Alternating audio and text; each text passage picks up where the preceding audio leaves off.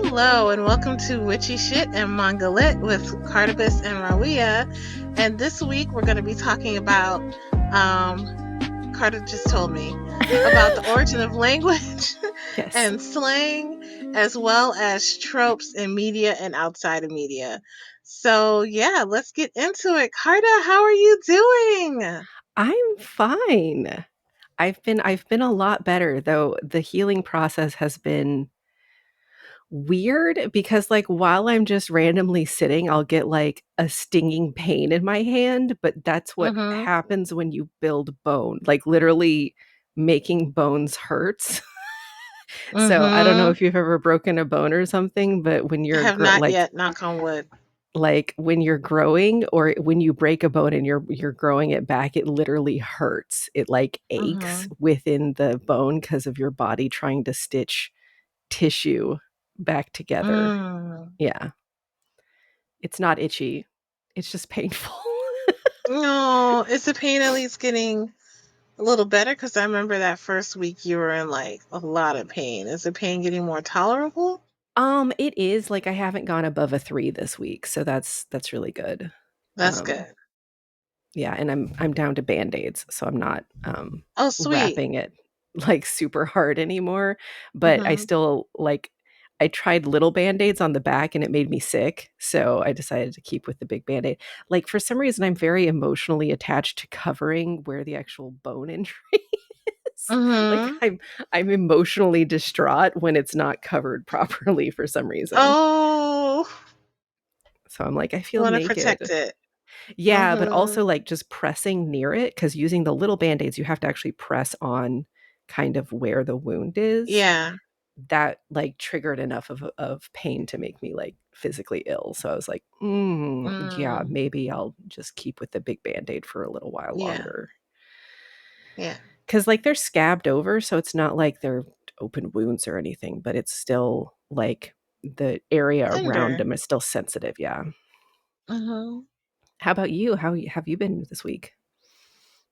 It was my birthday on Yay. Tuesday. Happy birthday again. Thank you. I am 42, and of course, I had an existential crisis. Where I'm As you like, do. as you do on your birthday, and Exactly. I was like, what am I doing with my life? Blah blah blah, all this other shit. And then I remembered, oh yeah, I used to have a business. I'm writing. I'm like all these things that I have forgotten about doing. I'm like, remember, like you're still that bitch. Like you've been doing shit. You have been working in the arts ever since you're about to be artistic director of your own company. Like you're learning how to move something into a 5031c and how to write grants and all the other shit. So like calm down. You're doing it. And I also put up a ask people for funds so I could get a mobility scooter so I could get around and do all this shit that I'm trying to do. And I got funds. Um I'm 500 away from goal. The goal was 3,000. Wow, you were like at half earlier. So that's Yeah. crazy. That's amazing Yeah, that people have really everybody's come up. shown up for you. Yes, everybody has shown up for me, and it's like I just need like 500 more, and then I'm set. It's either 500 or 400. I can't quite remember. I did the calculations earlier, but like, yeah. So So it's anyone all listening been. who hasn't already donated, go to Mammy It's is Dead at Instagram and find the link and find clicky the clicky. links. Links are in my bio. I'm sorry, I said 500. It's 400. That's still 400 amazing. away from goal. That is super amazing. So, yeah, I'll be able to get my scooter soon, which I'm going to really need because I'm in this play and I have to get back and forth from the parking lot into the building. Mhm. And it's a bitch. Like, I can only walk so many feet at a time before I'm in excruciating pain. Yeah. And like, knee shaking, heartbeat out of control, sweating kind of pain. Um, And so this scooter will also help me get to physical therapy, which is going to help with my mobility. Mhm. So it's like, yeah, I got to get in the building for physical therapy, like, and not break myself because physical therapy Right. is going to break me enough. Um, and And yeah, since so it's that's, foldable, you can take it traveling too, right? yeah, although I don't trust The airports at all. airport. They break mobility tools. Like I was just like doing some research online, Mhm. and there's people who have had serious injuries because of how um airport staff has handled their mobility devices. Can How it they be a have a whole, carry-on or is it too big? it's too big to be a carry-on. Mm, okay. And it weighs like 30 pounds. So I don't know if it would be appropriate for a carry-on. Um but it falls pretty tight. And I'm, yeah, so people have been really injured by a hotel by airport staff. Mhm. People have had their shit broken and arrived at their destination with their shit broken and then able to use it while they're there. People have had serious problems without their mobility devices, haven't been able to get the doctor's appointments, haven't been able to get to the hospital. There's people who have become gravely ill because they weren't able to access things because their mobility devices were broken by airports. So I am not happy. There's a whole it happens so often that there is a whole part department in airlines systems to deal with broken mobility devices. That's how serious the issue it is. So I am kind of stuck when it comes to Yeah. traveling. I'm more mobile than most people, so I can use a I'm not more mobile than most people, but I'm not reliant on a wheelchair. So I could travel and use a wheelchair in the airport to get to and from where I need to go. But that means I might miss connection flights, so I'm going to have to get one-way tickets, which is more expensive. It's expensive being disabled. Yeah. um, and then I can use my cane while I'm there, and I just can't go far. Like, so there's issues. There's a lot of issues with being disabled when it comes to anything and when it comes to traveling. And buildings will say that, oh, we're accessible, but you'll have to get from the parking lot to the building. Like Mhm. the entrance is accessible, but you still have to get to where you need to go. And that's like, I'm nervous because I have this on-site rehearsal coming up in 2 weeks, and I'm nervous about driving myself there, finding a place to park in San Francisco, Yeah, especially and on those walking hills. into the building. Yeah.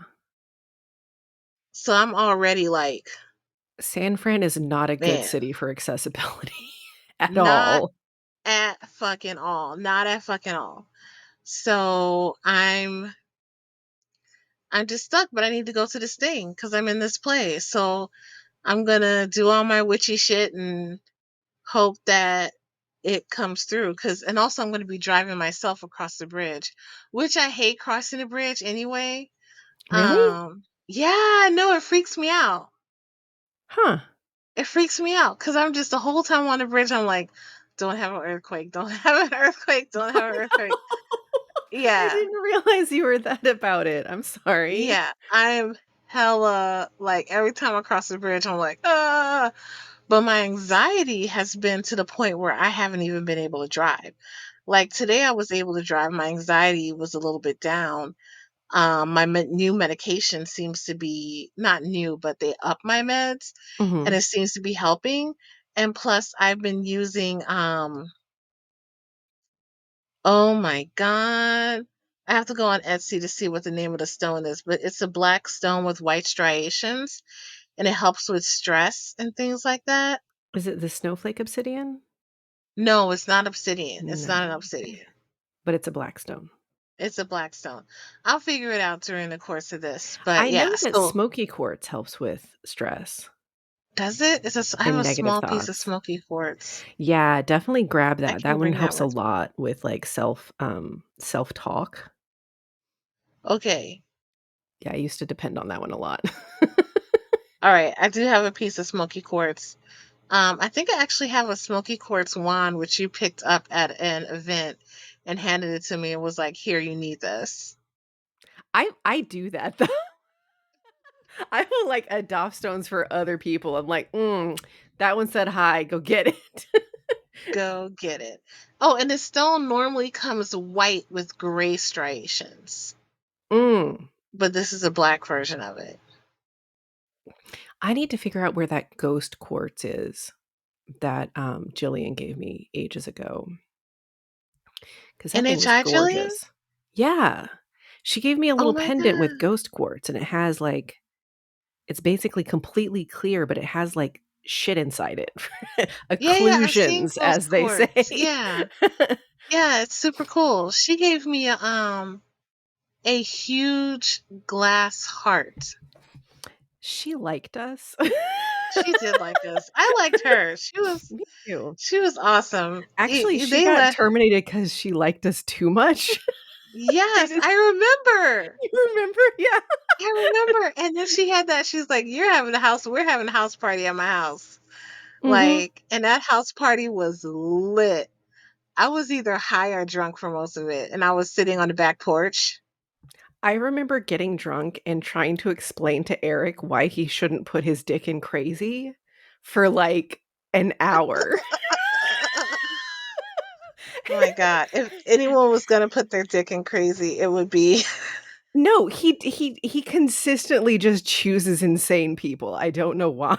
yeah, yeah, yeah. So I yeah, so guess yeah. I did birthday stuff. I had Bertha got me like got me four little cakes. Ooh, nice. Yeah, one for each decade, like four tiny like two tiny Oh, that's cakes, cute. and um, like the size. They were all the size of cupcakes, and then she got me some mini cupcakes, like that were like this big. And because I'm like, I don't want a lot, I don't want a whole cake. And then my next door neighbor came with a whole cake and was like, "I heard it was your birthday. Happy birthday." So you got a whole cake anyway. I have got a whole cake anyway. Um, so yeah, so that was good. What else happened? I don't think I watched as much media as I normally watch. I watched Coffee Prince, which is a Oh, Korean you watched that drama. again? I watched that again. And then I realized, oh my God, how did I like this? It was so slow and the characters, some of the characters were so annoying. So I just fast forward to the end so I could be like, how did this end again? So I watched that. And then of course I caught up on Saint Cecilia and Pastor Lawrence, which is, I can't recommend this for slice of life cute enough. Like it is the fucking cutest. And I also watched the next episode of My Happy Marriage, which ended on a cliffhanger that I'm mad about, and I have to wait until Wednesday to find out what the fuck happens. I'm excited Hashtag that why I'm I mad about never it watch too. things live and wait for them to come out. I am not patient. I will never be patient for that. And I think that's about it. Like, and we both watch Bromance, which we'll go into We'll go after into you tell after me. I'm done with my list. That'll be at the Yes. end of my So, list, and then we'll just dig into and then bromance fully. we'll dig into it. Yeah, yeah. Did I read anything? Nope, I didn't read anything. I basically stayed high and watched Xena for my birthday. That was it. That Honestly, that was my sounds life amazing, plan. though. Just a very chill day. And I have a few more days of that because I told my therapist I wasn't gonna work on anything until a week after my birthday. Mhm. So that means I have until Tuesday to like not do anything and just relax and stuff. Not write, not think about writing, not think about the rest of the work that I have to do. And that's it. Although I did attend a meeting with some lawyers for setting up Queer Cat Productions, which is about to be my baby, as a 503(c). Mhm. So it won't impact my taxes because if it impacts my taxes, then I move up a tax bracket. If I move up a tax bracket, I will no longer qualify for Medi-Cal. And with how sick I am, I either have to be broke or making a lot of money. There's no there's no in between, which is why it's so hard for people who are disabled out here, because it's like you have to be completely broke or you have to make a lot of money in order to survive. So speaking of that, remember how I said that the insurance said they weren't gonna cover my hospital stay and Oh my stuff god, like did you that? get it covered?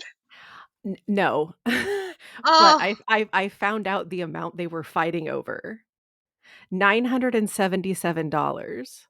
That's how much they're refusing to pay for the surgery and the stay. $977? Yeah, I'm like, "You petty bitches." Like, literally just bill me at this point because I have that in my HSA and I want you guys to shut the fuck up about it. That's it? Yeah, that's I what mean, they're that's a fighting lot of over. money, but still, It's not as much as I that's, thought it was gonna be. I was worried they were gonna try to yeah, bill me like 20,000 or something like that. So, yeah. I was like, 977, yeah, just bill me that, it's fine. I Hmm. will pay it because obviously the insurance Wow. company thinks I didn't need it, which Yeah, I did, so they can I'm in a shove fight it. right now over my over $3,600 for my CPAP. Mhm. So I have to Any call them extraneous stuff, they're tomorrow. like, "No, we don't need to do that." It's like, "Yes, you Yeah. fucking do." I remember I Yes, had you to fight do. This is over the an health IUD device. once, and it was like $2,000 for the IUD, and they were, like, fighting tooth and nail to not pay for it, and I'm like, "Do you want me to get pregnant? Is that, like, better for you? Because I feel like it's not." Yeah, but they do want to keep us pregnant. They want to keep us pregnant barefoot in the house. Like, and Like, that's not even. the government does, but the insurance company doesn't because being Mhm. pregnant is more expensive for them than not being Mhm. pregnant. Mhm. Because of all the hospitals goes and, Yeah. having a baby is at minimum $10,000. Having a At baby minimum. should not be as expensive as it is. I feel bad for parents and babies and children because of how many hoops they have to go through, how expensive it is to have a child, and it really shouldn't be as expensive as it is. How expensive childcare is, Yeah. and people who are doing childcare need to make a living, and I get that. And it's also like people are working just to pay childcare bills when they need to work in order to survive. Like, Yeah, so childcare has gone up like 200% versus what it was when we were kids, ooh, and, just even beyond that, though, since everything's more expensive, renting a place to keep children has gone up by probably that much as well, just due to the way housing is right now. hmm, Housing. oh my Fuck. god, oh my god, Yeah. oh my god. Housing. And there's enough land, there's enough food, there's enough everything in this country in order for everybody to have what they need to have. So I think it's just okay, okay, I'm diverging. We can talk about that another time. What Okay. media have you consumed this week, Carta? Okay. Um, Let me start with the anime. So, we watched another couple trash isekai because that is the space that we're in right now. Basically, every time one ends, Kurt's like, "Are there more?" And I'm like, "Of course there's fucking more. There's like 8 billion of these. Are you joking? Here, Mhm. let me find another one that you'll like." And so we watched the Reincarnated a Second Time, which is about Mhm. a guy who was or yeah, summoned a second time. Basically, he got summoned into another world, got Mhm. reincarnated into his original world, Mhm. and then got summoned again into the same. What's Yeah. ridiculousness?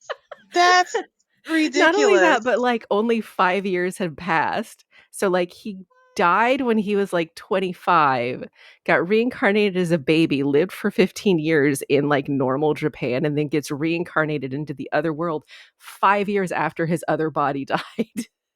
And, like, most Wow. people, like, immediately, recognize him by his magical signature. Anyway, it was stupid, but, like, in the best way, so it was very entertaining. Mhm.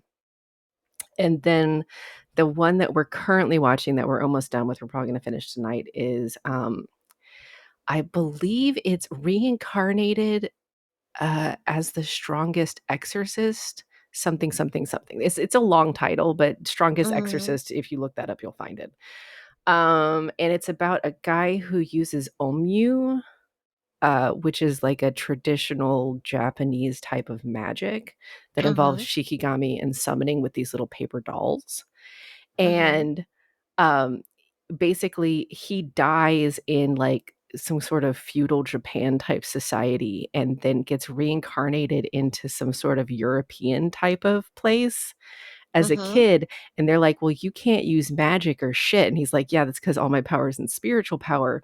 And he can use magic, but like not in any way that they've seen before because they're too busy going with the elemental, like typical type of magic type thing. So they're like, oh, you're not powerful because you can't do anything. And then he like blows their mind by like doing a bunch of shit and like Mhm. summoning things and all kinds of other stuff. And it's like, Mhm. oh, this is fun. It's interesting, like, the way that they did it because it's a kind of a clash of the way that the magic systems function, but, like, his Mhm. magic still functions the exact same in the new world. Um, it's just it's interesting because everybody else uses a different type of magic. So, that one was pretty good. And then I read a shit ton of web comics because, Tapas was having a sale, so I ended Mhm. up reading like 3 or 4 new series that I hadn't read before. Um, and my favorite of those was the Triple S Ranker Returns because the Mhm. main character is such an asshole, but like in a good way.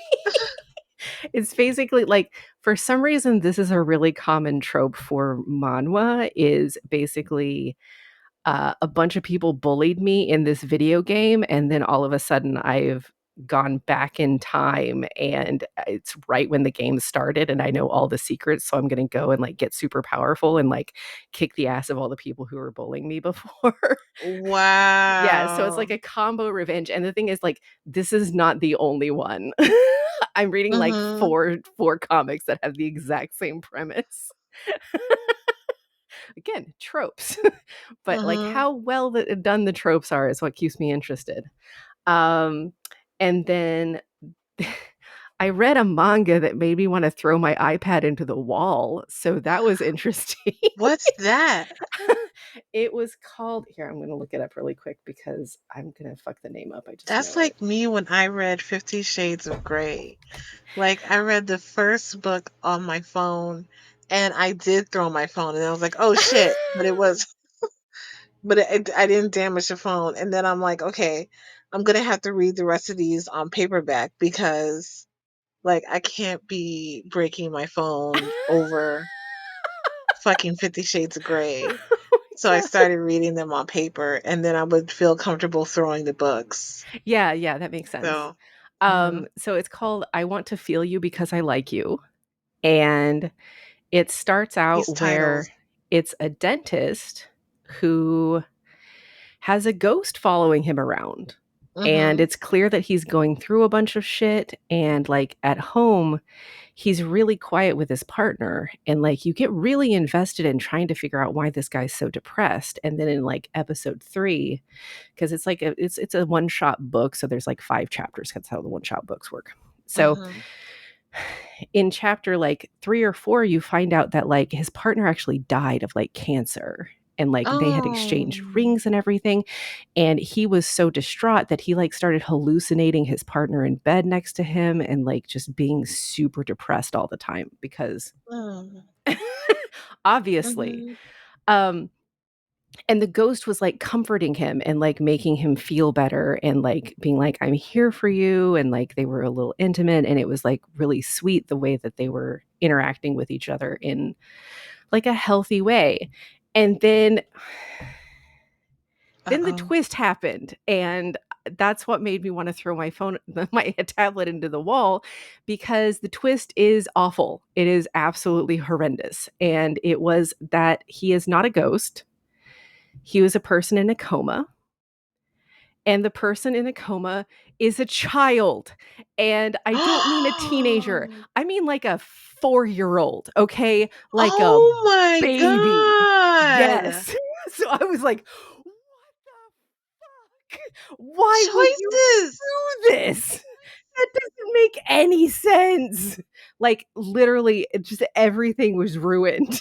I was like, "Oh my god, why? Why would why? Why would you big this shit up? That doesn't make any sense." And for anybody listening, that's like, if you look at the movie Big, it's an Hmm. issue It's an because issue. he's He's a 10. child. He's He's a 10 fucking who child turns into a grown-up and and bones a has fully sex grown with a woman. grown woman. And I think at this point I think at that point she knew that he She knew had there was gone something through off some about kind of, him. Yeah, yeah, she knew something was wrong, but and she still did chose it to hit it. and Like, still chose to hit it. And I think she knew at some point because didn't she was the one that dropped his ass off at home? yeah. Like, I remember I really liked that as a kid, but as an adult, I'm like, "What the fuck were Yeah, they like thinking? What were problematic they mess. thinking?" Seriously. Problematic So mess. anyway, yeah, no, I was upset about it because, like,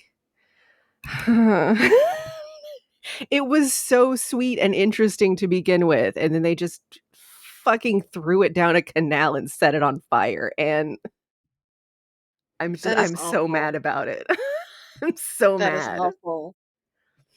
But on That the is side of awful. good, one that I started reading, Mhm. yesterday was surprised me in a really refreshing way in that it uses, like, Refresh. 90% of the tropes from a fantasy romance in Mhm. a modern BL. Ooh. Yeah, so the story it's on Tappy Tunes and it's called I Became the Lousy Side Top, which first of all, that name Wait, is that title. hilarious. Yeah. Um, but yeah, basically he wakes up in a book that he read, um, as, like, the villain character. And is like, "Oh no, I have to make friends with the main character or I'm gonna get killed by his actual top." Because I was this character is an asshole and I'm worried. So, like, he spends all of Mhm. his time just cooking and, like, trying to make friends with the main character who has 2 little brothers, because of course he does, and he's massively in debt because of course he is. And Oh, he's like, "Oh, I have to save him from the clutches of this, like, loan shark mafia boss," and then, like, the mafia boss is actually supposed to be the top in the novel, so he's like, mhm. I gotta get them together, you know, or I'm gonna break the story," which is a trope that happens all the time in fantasy romance, like, "Oh, Mhm. no, the real female lead is gonna come and take my man away, what am I gonna do? I can't ruin the story because that's his happy ending." Yeah, it's like that, but, Yes. like, as a That BL, happened which I have in I never Fell in Love with the seen. Villainess or something? Yes. Yeah, it did. I Fell in Love with a Villainess. Which one was that? You sent that one to me. Did I? I probably did. You recommended me or I'm in love with it. It was 2 girls and they go to the same Yes, school, like she died yes. and got re Yes. into the game. That was a game one, yeah. Mhm. But, like, I have never seen those types of tropes applied to a BL. So it was very interesting, and, like, it's turned into, "Oh, no, the main character and the top character are both in love with me now, what should I do?" They're supposed to be together, how do I get them together? So, like, the way that it's going is very it's fun, like, Mhm. but god, the main guy, like, the not the main character, but, like, the male lead or supposed to be male lead is such an asshole. Like, he strangles the actual main character within, like, 2 seconds of meeting, and he's like, "This Oh, guy no. is supposed to be the main top? You guys need to get rid of this asshole Mhm. immediately."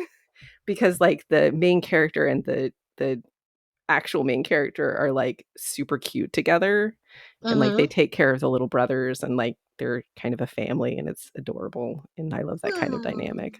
But Yeah. yeah, the use of tropes there was very very very interesting to me, and I enjoyed it. So I highly recommend that one. And that was kind of my main focus this week, was the one that I wanted to set on fire, and then this one, and then all of the random action comics I was reading as well for fun. But yeah. And then bromance, obviously.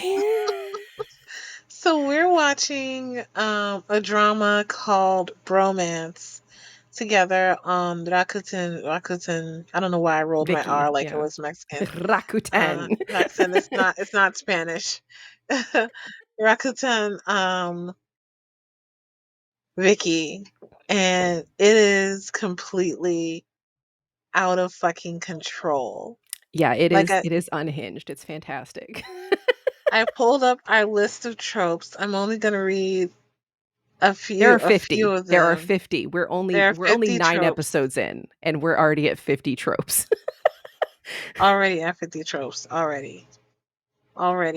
So, there's a oh no, there's only one bed, walking in while showering, fighting together against a common kiss enemy. I'm sorry. Bump into a kiss, meeting on a cruise, saved during childhood, missing parents. You remind me of my dead parent. Poor versus rich, mafia, terminal illness, accidental confession, joke confession. I'm going to pretend I didn't hear your confession. Princess foot care, locked on a roof by a bully. Rain equals hypothermia. Getting wet equals fever with the body heat cure. Arranged date with another person gets caught by the female lead. Wiping schmutz off the face. Um, Someone is Oh, really sleeping and quick, wanting to kiss them in the car. the locked out in the rain equals hypothermia, and the body heat curing being wet equals fever are two separate situations. They Oh are not yeah, related. yeah, yeah. Two love interests talk about being in love with the same person without realizing that they're talking about the same person. Um, Tying someone else's shoe, which is basically my favorite. It's tying someone Really? else's shoe because yes, because you get like four angles of it. You get Oh, four yeah, they do angles, go crazy with the camera in those, four like, angles. do, do, do, do. And if the male lead is wearing a jacket, they always like swoop out the jacket behind them. You know, they always Yes! flourish a jacket and then When he like get kneels on one down. knee Yeah. and ties the shoe, which also happened in Yuri on Ice, where Victor tied Yuri's skates. Yes.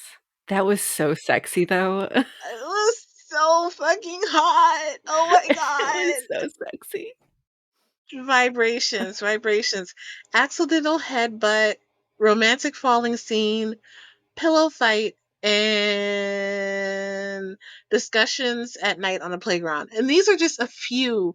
This isn't even half of the tropes that happen in this Yeah. show. They keep bombarding us with them. I'm pretty sure there's some we've missed, but not just. I don't just recommend this drama because it's like amazing to watch. But I'm also going to recommend that you watch it on Rakuten Viki and turn on the fucking comments. Oh my god, the comments are golden. Also, I like giving everyone nicknames, not because I can't say their name, but just because I like giving them nicknames. I call the male lead, Du Zifeng, Fluffy, because his hair is a full 3 inches high. He I don't know Yes, what at those least three stylists are inches doing, high. but his hair is like, "Woo." And what I love about it And is also people in the comments are calling him fucking Fluffy too. oh, are they? I didn't notice that. Yes, they're calling him I Fluffy remember too. the one person who was like, "I'm glad the stylist had time to, get his hair up to put more product in his hair because it's now like a full 8 inches above his head." And when you looked, it was like 4 inches high. Mhm. So they Mhm. were exaggerating, but not by that much. Not that much. His hair is Not super by that fluffy. much. And there's the female lead is called Piano, Piano, and they just keep Yeah. putting a piano emoji Piano. in in for It's this so child. funny. And, like, they are fighting over what her actual hair is, like, fighting. Uh-huh. I'm on They're team like, "Is it the short short hair hair?" is a wig. I think the short hair is a Me wig. too. Just gonna put The that short out hair there. is a wig. The short, It's they're like, definitely a "I'm wig. confused. Is it the short hair? Is it the long hair?"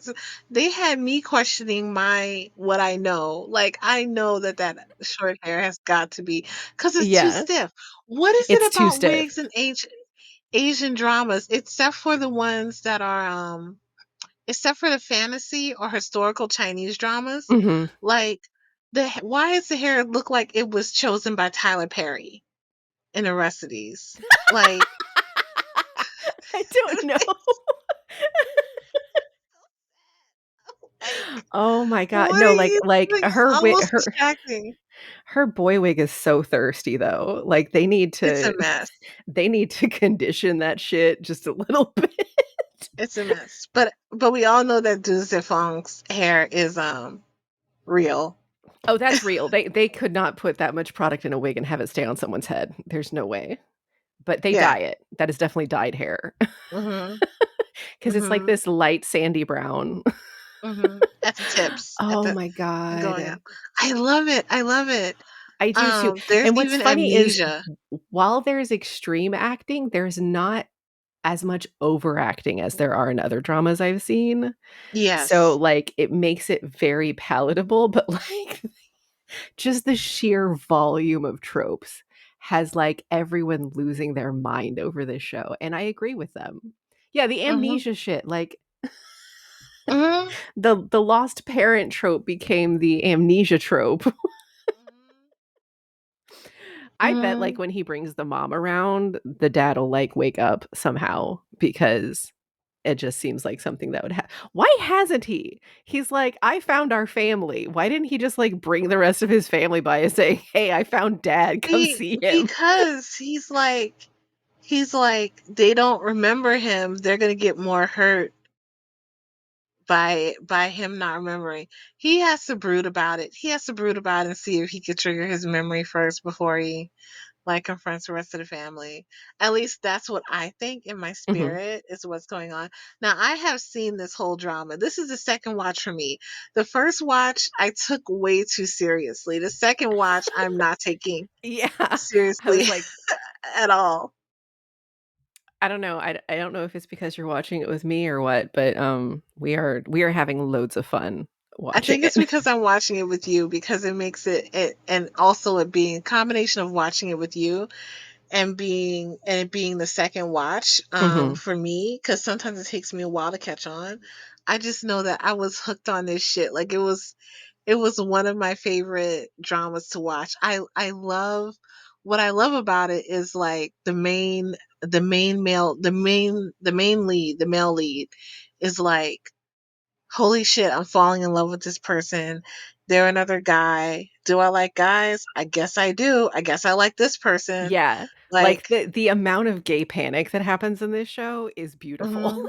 mhm, mhm, It is mhm, absolutely beautiful because, like, he doesn't know that she's a woman. He just knows that he likes piano, and mhm, if if piano is a man, fine. If piano is not a man, that's also fine. He just mhm, wants piano. That's all he mhm. cares about. All he cares about.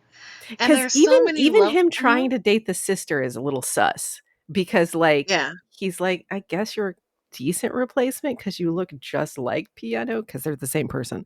Mhm. Because it's not a Mhm. it's a fake sister. She wanted to go outside dressed as a girl, and her cousin took her out because her cousin's unhinged, and I love her so much. Cousin is Cousin's unhinged and Zudifang's sister Oh my god, is sis is so also unhinged. unhinged. And Chow. Guan Chow. Yes. He's also my favorite because, like, he goes from, like, absolutely simping for the sister to, like, actually being a decent person and, like, then being completely incompetent. There's only 3 modes he has. Mhm. And he simps hard. He Oh my simps. god, so hard. He simps so hard. There's so many likable. What I like about this is sometimes in dramas, there's characters that there's not as many characters as I like. They really set it up that you only like the main leads for the most part. But in this one, there's so many likable characters. Mhm. There's so There are there's so many like, all likable of them. characters. You're rooting for, like, every single one of them. Even, Hmm. like, the sister who, like, tried to, trick Piano into dating her. I don't even know if she I tried to st trick, because trick means she something just underhanded. She just was she was obscene just all over. harassment. All Yes, it was sexual harassment from get. She was like, "I don't give a shit, I want that dick," What that dick and went do. for it, and she Hmm. just didn't know there wasn't a dick involved, And so the only reason she stepped down is because she's like, oh, my brother likes him. yeah, she's like, "I know," and I think he likes my brother too because they were in the same tent. Because that was one of the Hmm. other tropes, they ended up in the same tent. Hmm. They've shared a bed and shared a tent, and shared body heat, and Shared had a body pillow heat fight. Oh my and had god, a this kiss. fucking show. They've And had had a kiss. multiple kisses because Yeah. there was the dancing kiss, right? Hmm. And then What was the other kiss? I feel like there was a trip kiss, but there was their last episode ended on a kiss after the pillow fight. That's true. Uh-huh, yeah, so, like, shit's either gonna, like, get really sideways next episode, or it's gonna be like, "Oh my god, I like you. Are you gay? What?" I am not gonna tell you. They, except for this one, keeps you. We're They halfway through the season, there's no way they're gonna get together immediately, there's, like, 0% I chance. know, I know. There are people who are saying, just kiss, say you like each other. Like, damn you, writers. And other people in the comments are going like, we're only on episode 7, guys. It's not gonna happen. Chill, yeah. Like, you wish it's not gonna happen. There's still 40 days till Pianos can be whatever gender she wants to be at that Mm-hmm. time. So, we'll see what happens. Because, like, I don't know, after living as a boy for that long, just switching modes entirely would be very difficult, I imagine. Yeah. Um, I will say I found the ending very satisfying. okay. So Okay, good. I was That's good very to know. satisfied with the ending. Very satisfied with the ending. Wow. The way you said that has me anticipating it. Like, yay. So So yeah, we'll get so it we'll go ahead. if people listening, if you want to have a good time, rom-com, and feel like you're watching it with friends, I highly recommend Bromance, watching it on Viki and turning on the comments, because you're going to be reading the comments so much, you're going to miss some of the subtitles. Like, you're going to have to. Yeah, no, like, what's funny, though, is that even though I'm missing some of the subtitles, I still completely understand everything that's happening in the drama. Hmm. The storytelling is in such a way that, like, it's very difficult to miss what the actual plot is. And Yes. or the multiple plots that are happening at one time. Yes. Because Oh my God, you're right. we're following 3 couples, if you think about it. We're following Yes. Piano with, Zifong and the doc, and we're following coffee guy and, Zhao Peng and, Hmm. Hana, which is the sick girl, and we're also following Chow and the sister. That's the 3rd couple. You're right. You're right. And we also have some mafia 'Cause shit going that down. foot massage last foot massage last Like they episode, oh call my me the god. golden hand. And he did the jacket thing. He did the He jacket thing when he went to did. massage your feet. He He like, did. He was he like, opened his jacket "Suave." and flourished. Mhm. And he's like, He they call me absolutely golden did. hands or some shit, or the 100 finger something he said. Yeah, I love his simping. He is so into her. She had him facing the wall one time. She did. She absolutely did. She owns Facing the him, wall. and I think she knows it 100%. Yeah, and he's fine with it. He's like, okay. He's like, okay, my He queen. So he yeah, so really is. that's bromance. So let's talk about. language and Before slang. before we Wait, what? get into that, I wanna say Yes. one more thing. So I found a new voice actor to simp over. And, like, I didn't realize this guy is in literally everything, until, like, the other night because one of the bad guys in The Exorcist one, I was like, "God, his voice sounds familiar. Who is it?" So, like, I looked him up, and he's the voice of Hotori from, Fushigi Yugi, and I was like, Mhm. "What else has he been in?" He's also Dio from, uh from the JoJo's Bizarre Adventure. He's Mhm. Zeke from Attack on Titan. Oh. He's Excalibur from Soul Eater. He's in, like, literally everything. He's in Excel Saga um, as Illa Palazzo, which Uh-huh. if you've seen Excel Saga, you know who I'm talking about. It's, like, the leader. Um, and he's in My Hero as, actually, that's the wrong guy I'm looking at. But, like, yeah, he's in literally everything, and he's Toji's voice from Jujutsu Oh. Kaisen. Yeah, and I was like, "Oh, he's in literally everything." And Wow. everybody was like, "Oh, yeah, Toji's like, his voice is super deep and awesome, but he's also this other guy," and they show, like, the Excalibur video from Soul Eaters. He's like, "So Mhm. he's also goofy as shit," and I'm like, "Mm, that's my jam." But, Oh my god. I love them Goofy. however, I love them Goofy. I have Gojo also forever. realized that you are gonna hate Toji as a character. You're gonna hate him so much. I am? You're gonna hate him. He's super hot, but you're gonna hate him Oh no. because the main feature of what's gonna happen in Jujutsu Kaisen is he doesn't give a fuck about fighting children. Oh my Yeah, god. they're like, "Go to the school and kill some children," and he's like, "What?" And they're like, "We'll pay you this much." And he's like, "Okay, bet. I'm gonna go kill some children now." Is No Toji, qualms. is that Megumi's dad? Yes. Yeah. Yeah. Yeah, it is.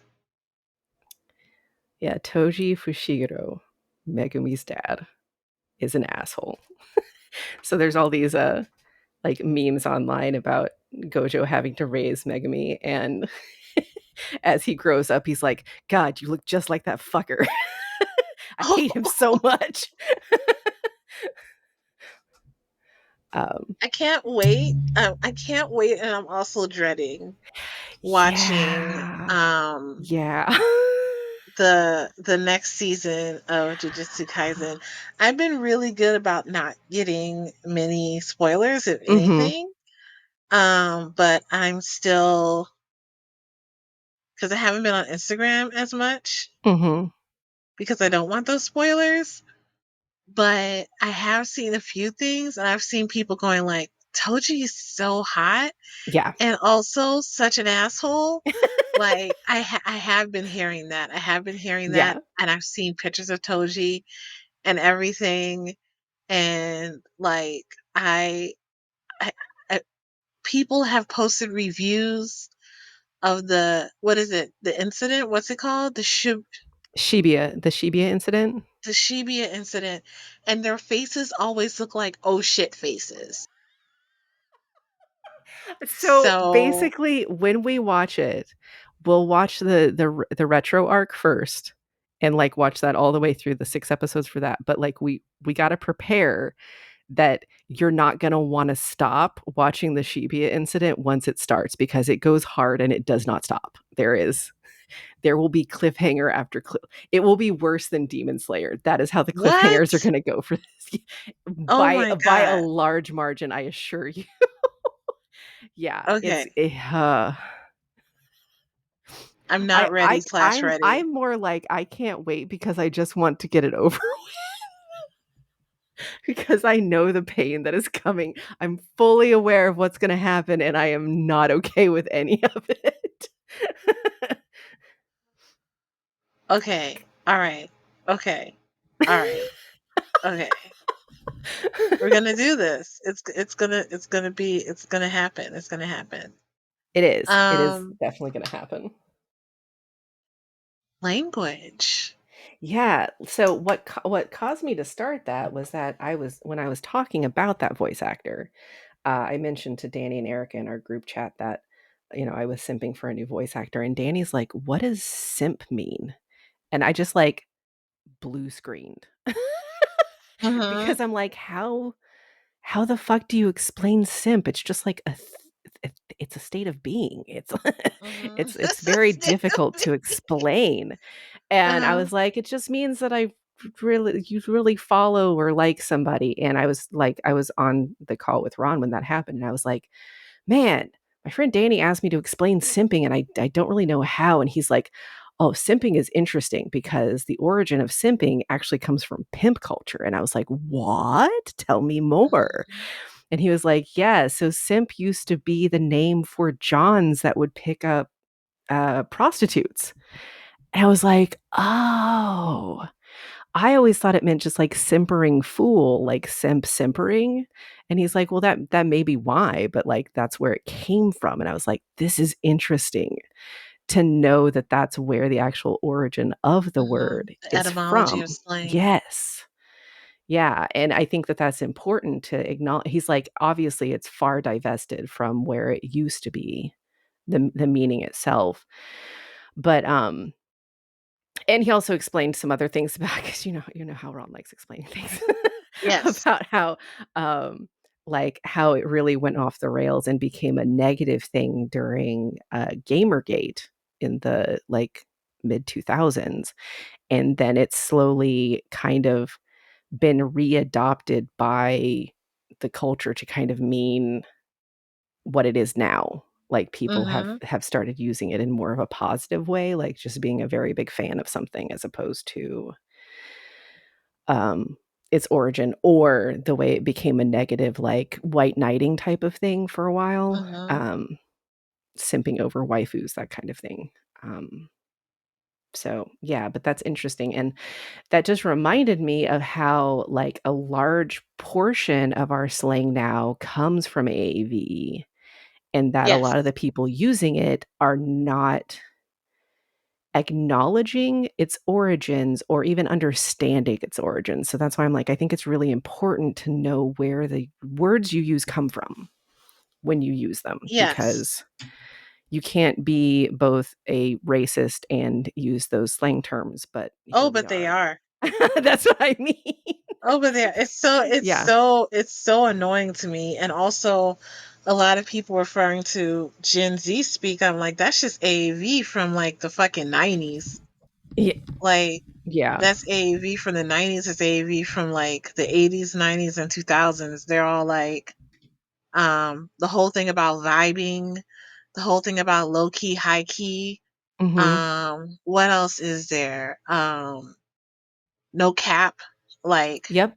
No cap, On God, that on one. God, on my mama, on God, on my mama, on my hood, I look fly, I look good, like all that shit. Um, Yeah, and most of what people consider, like, drag queen terminology is also derived from AAVE. yeah. I Yeah. mean, look at I would definitely recommend if you're following this conversation, want to know more, especially about drag culture and the language of drag culture, watching the film Paris is Burning. Oh my god, Uh, that one's so good. It's right? it's so good. Right? And it's a really great documentary talking about ballroom, Mhm. talking about drag. And they say, and even drag language, like they'll say, oh, this language and ways of being came from watching black aunties and black mamas and big mamas in the kitchen and things like that. So a lot of that, like, cultural language came from Mhm. specifically black women, like when we talk about slay and things like that, Yeah, slay, yes, and shit yas. like that. Yeah. All that has originated from black women, and it's been. I feel like, have you ever seen that movie, My Big Fat Greek Wedding? Yes.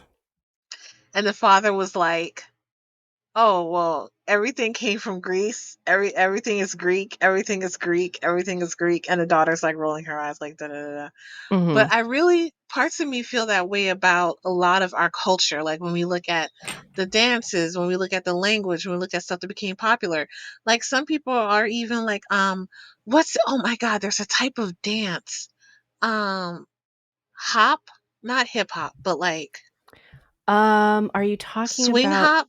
No, I know exactly what you're talking about. It's this thing they do with their arms called I wanna say it's called flinging or something? I can't No, no, remember what no, it's not the called. thing with it's a full bodied Lindy Hop. Okay. They Oh, the that Lindy Hop. Yeah, yeah, yeah, yeah, the yeah. Lindy Hops are like that even originated in black culture. Mhm. Yeah. Like, but you don't see, and this is just like with the dance, just like with the language, Mhm. you don't see black people or brown people being represented in the languages that they created. Mhm. Like, you don't see that happening at all. So, but then you have these white influencers using these languages and getting clicks, getting like people following them, getting like a whole bunch of things like, look at this is brand new. And it's like, no, this ain't brand new. This shit is recycled. This shit is all recycled from other cultures. And I really, it drives me up a wall. And there's another thought that's coming that was paralleling that. And also, people just using it wrong. Mhm. Like, people are just using it wrong. And it's so aggravating, that and the erasure. And also the fact that when I use language, when I use AAV, I'm considered to be uneducated and ignorant. But when other people use AAV, they're cool. Yeah. So, yeah. And so I can't even enjoy like that's one of the reasons why I'm not on TikTok as much. I want to be on TikTok more, but I keep hearing these little kids using AAV and using it wrong and using language that they're like, "Oh, this is cool." Of course it looks cool coming from Yeah. someone else, where it looks like ignorance coming from someone who looks like me, and that is so disheartening. Um, and so much of erasure, and like these words are part of my culture. These words are part of our communication with each other, and to see it just, it just annoys me. It more than annoys me. Yeah. It more than annoys me because it's a problem how I can't use my own cultural words in certain circles without being seen a certain kind of way.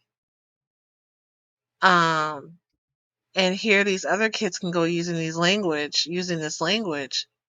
that was not made for them at all, And, like, while not also acknowledge where they got it from. Like, there's not none of that. They acknowledging. don't know it. They're just using words that they've heard Hmm. without understanding the cultural significance of those words or where they Yeah. came from, which is Yep. terrible. And that happens a lot. Like we have white supremacist hip hop. The fuck? What? Yeah. Are you Yeah. serious? There's white supremacist hip hop. They're on the back What? of What? trucks fighting for the white race and white supremacy with Confederate flags, which we must say the losing side flags on their trucks and on their shirts, talking about blonde hair, blue eyed babies, using the medium of hip hop. My brain hurts. Yeah. Th Yes. That's happening. And on the other side, you have black people being like restricted from country when black people were part of the beginnings of creating the country music. Yeah. It's Yeah. like, wow, guys, for real? Yeah. Yeah, no, Yeah. no. I'll find some links and send them to you, but there's white supremacist hip hop. Like, while I'm curious, I also don't wanna see it. Like, I have carefully curated my feed. My feed is almost entirely artists, Black people, and, like, nerd shit. and that is it. It's And called most of those nationalist rap. are, oh my god, seriously? Yeah. Uh. Oh, but that's, like, why I send you so much stuff is because like, a lot of the stuff that I watch is, like, blending over into each other, so Mhm. I get a lot of, Black artists and Black nerds, and I'm like, "I bet you would enjoy that. Send." I do. I do. I do. It's also called Rise Above Movement. Oh, hell no. The Yeah. fuck? I hate them already. Yeah. So, for anyone listening who indulges in, um, like, drag culture or whatever, go and support a Black femme today and Mhm. send them money. Just send them money. Help a black femme out. Help a black femme out. Cause all the stuff that you're enjoying often comes from fucking black femmes. Like Mhm. everybody's wearing a goddamn bonnet right now doing their Yeah. videos. Like everybody's wearing a bonnet. And a lot of people don't know. And so they're wearing a bonnet and they're looking cool. But when black women go out in a bonnet, out into society, out into the world trying to run errands, we're seen as classless. Like totally classless. I love my bonnets. I've got a Nezuko bonnet and you bought me a Zenitsu bonnet. So I love my bonnets. They get to be seen by the world. I love my bonnets. But everybody's on it wearing bonnets. And also I'm gonna tell you right now, people, if you're listening to this right now and you are a white woman or you have hair that's straight, do not get braids. Don't get Oh braids. my god, no, you'll be I'm bald. helping you out here. It's gonna snatch your edges. It's gonna snatch your edges all the way off. Like you will not be like You it's not you will be bald. you You will will be you it's gonna be bad. It's gonna be hella bad. It's gonna be real bad. Yeah, But some if you want things, braids, there are other kinds of braids you can have. Do not get box braids, yes, you will be bald. Please yes. don't. Don't get box braids. Don't get cornrows. No. I've seen so many videos of people going like, they said that I couldn't have this, blah blah blah, and that it wasn't for me. And then the next video after that They're, is like, them crying crying because their hair, because their hair came because out. their hair fell. I'm not gonna lie, I'm telling you not to do it, but also Lord knows I love to see it. Like Like, it's like, I'm telling you not to do it for your own safety as well, it's one but of my also please just kids. don't be like that. Just don't be like Don't that. do it because I'm gonna find you and laugh. I'm gonna find you and I'm gonna laugh and probably post something under it being like the ancestors came for your edges. Right. Yeah, this language thing is important. And it's not just it's language, it's culture. Um, like there's access and there's a whole lot of talk about gatekeeping and why we gatekeep and things like that. And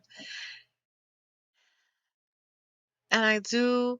I think there's a difference between gatekeeping for safety and Mm-hmm. gatekeeping to just keep people out because you want to, Yeah. because those are two completely different things. Like, people trying to gatekeep nerd culture doesn't make any sense. You should Oh want my more God, people to especially like the those things you like. like, because then they'll make more of those things because Oh my they want to God. make money. So if you're trying to keep people out from a fandom of some sort, shut the fuck up. The men, some of these guys out here with nerd culture being like, if you're not a guy and then you're not a nerd, you can't be a nerd. You have to Yeah. prove yourself when you go into situations like you're a nerd. And it's so fucking It's so stupid. fucking annoying. I watched, a video that this girl posted the other day where somebody, like, basically posted and said, "Don't watch One Piece. We don't want you queerdos in One Piece." And she's like, have you What? seen the show? Because I've only watched it for 3 weeks, and I feel like I know it better than you, because it's literally about radical love and creating found family, which is basically the queerest idea on earth. Queer shit ever. So, Queer shit ever. That's how we clearly, operate. she's like, it's even stated blatantly that Nami has had multiple girlfriends. So, like, there's queer rep in the show as well. So Mhm. maybe stop, just leave us alone. We're taking everything. That's our agenda. Yeah, Take everything. take everything. Everything should be gay. Mhm. And honestly, though, if it's not just a little bit gay, I'm kind of not interested. Oh my, can we talk about the fact that when I see you sent me this meme and it's real, like you sent me this video and it's real for me. Like whenever I see this is gonna sound really bad. When, whenever I see on movies cis het people kissing, Uh-huh. I recoil. Like I Yeah, I he's like, literally I'm like, really? Mm. I recoil a little bit. I recoil because I'm like, why is it so graphic? And then I see an Asian drama kiss, Yeah.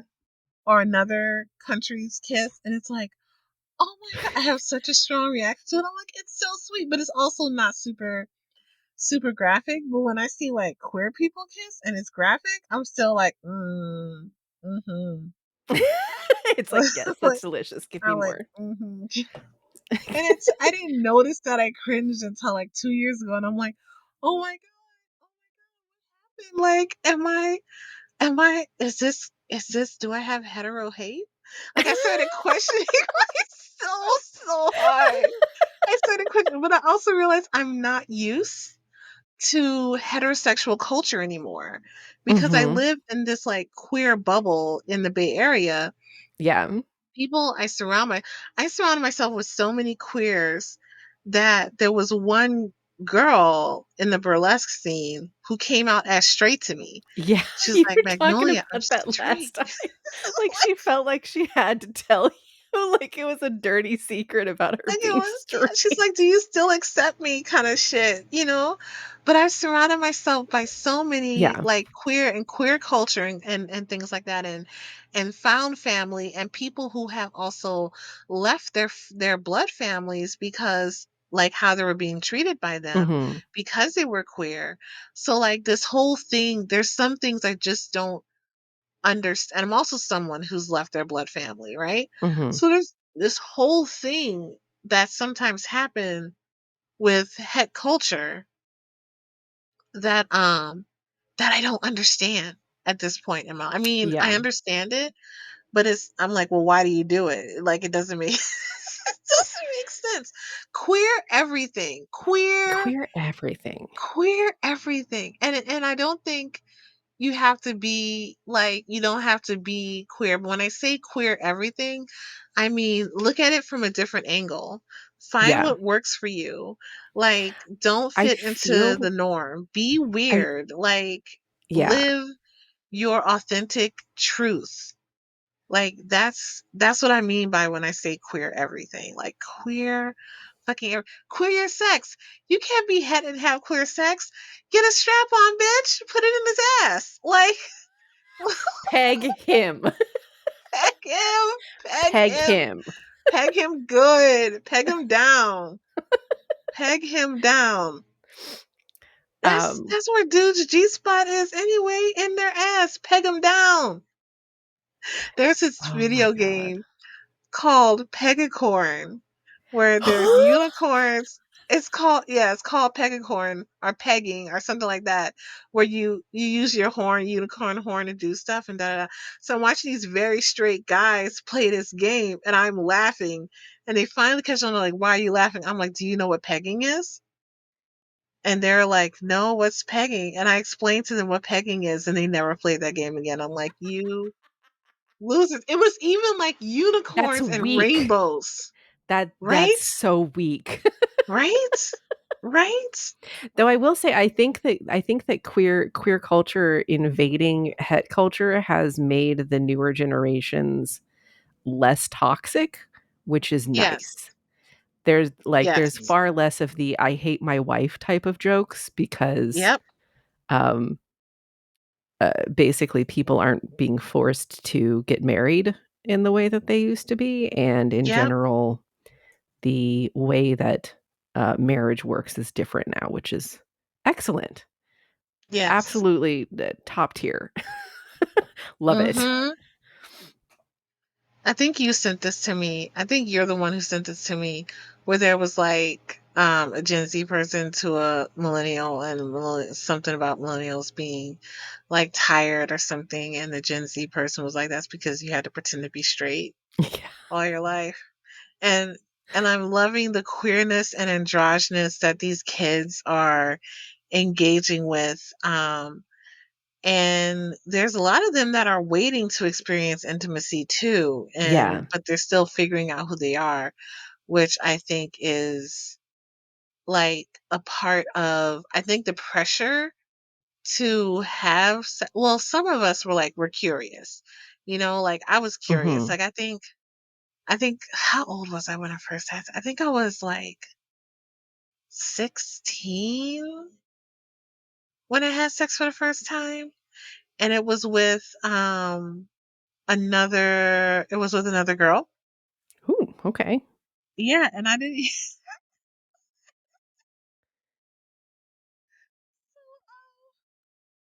So one of my friends was dating. I was dating. I was dating this girl, and one of my best friend in high school was dating this guy. And so they were like, okay, I came out to my friend, Mhm. Jay, and Jay was like, okay, like, have y'all had sex yet? And I'm like, no. It's like, there's no place. Where would we have sex? There's no place for us to have sex. Da, da, da, da. And so she's like, come with me to my boyfriend's house. So I went to the boyfriend's house, and his mom opened the door, and his mom was like, welcome. I knew you were coming. This is a safe space for you to experience your lesbian love.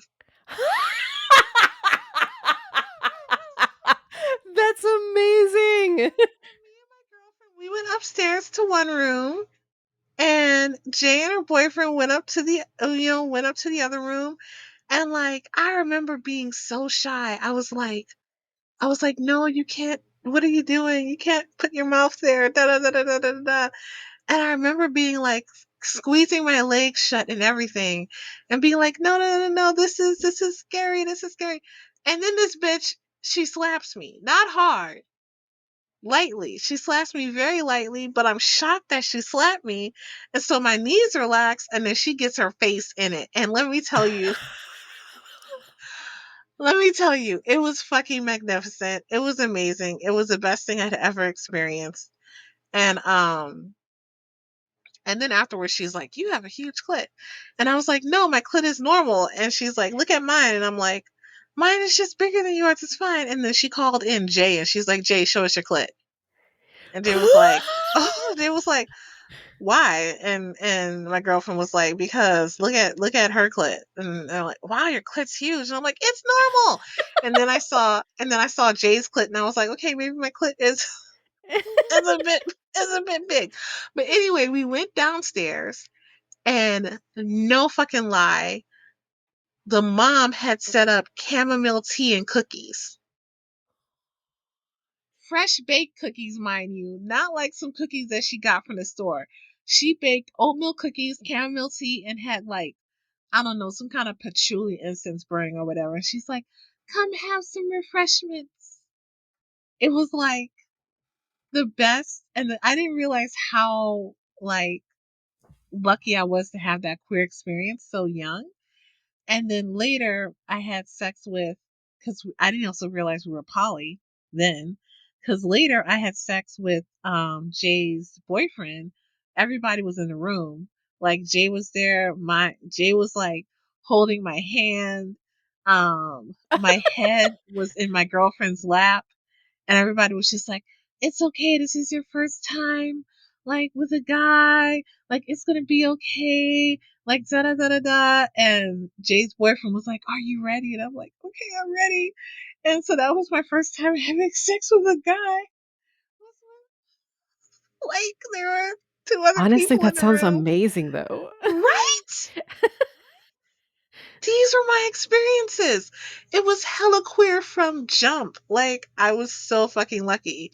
And it really that kind of interaction expanded my thought of what life could be like, what the world could be Mhm. like. Because I told Jay's boyfriend, I was like, I'm not the only one here who hasn't had sex with a guy. Like, and Jay's boyfriend was like, yes, you are. And I was like, because he had had sex with a guy too. He's like, yeah, you're the only one who hasn't got dick down.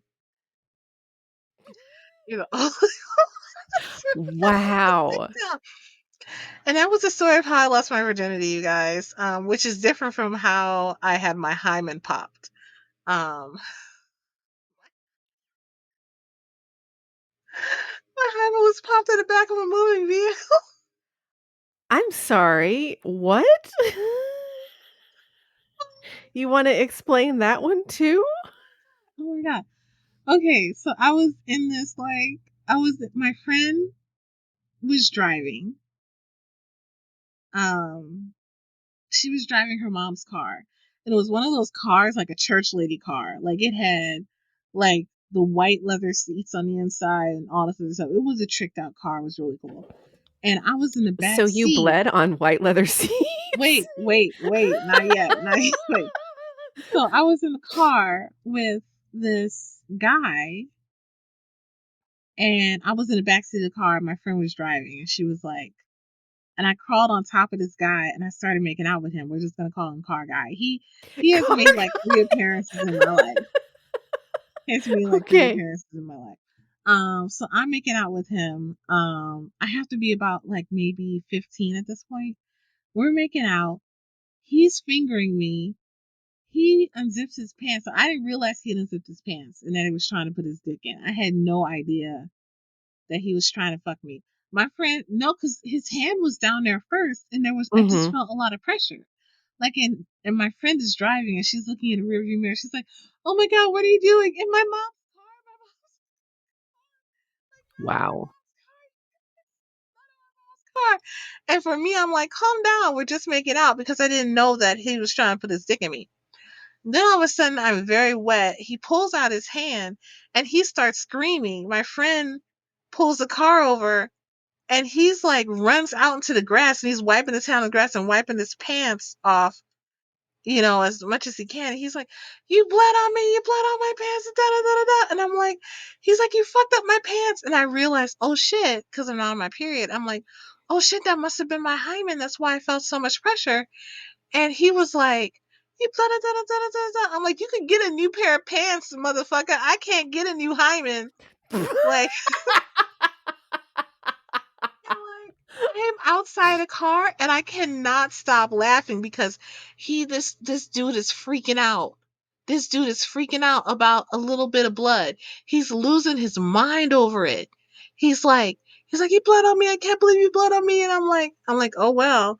And he's like, "Are you a virgin?" I'm like, "Yeah, I'm a virgin." And he's like, "I didn't think you." Then he's mad at me for being a virgin.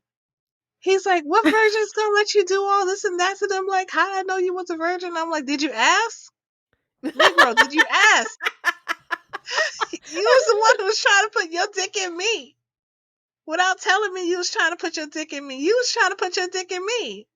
Like, I'm the one who should be upset, but I was too busy laughing At his freak out at on the his side of freak the out road. of the side of the road. And my friend is just like shaking her head like, "I can't believe this is happening. I can't believe this is happening." Her father was a pastor. Her father was a pastor. So, but I put my sweater down so I didn't finish bleeding on her car seat. She's like, "I'm taking Okay, you that's home." a good idea, yeah. "I'm It's taking you very home." it's very considerate of you to not bleed on the white leather. But yeah, so I've had experience. It's been a slice. But yeah, queer everything, you guys. Queer everything. Hmm. Yeah, my life is not as exciting as yours, I'll just put that out That there. was teenage. That was teenagers. Like that was just. That was Friend, just. friend, friend. You're like, I know where you've been. Do not lie to me. The Speaking of amount of which, stories you have told me, which have ended in, and then she stuck her fist just all the way.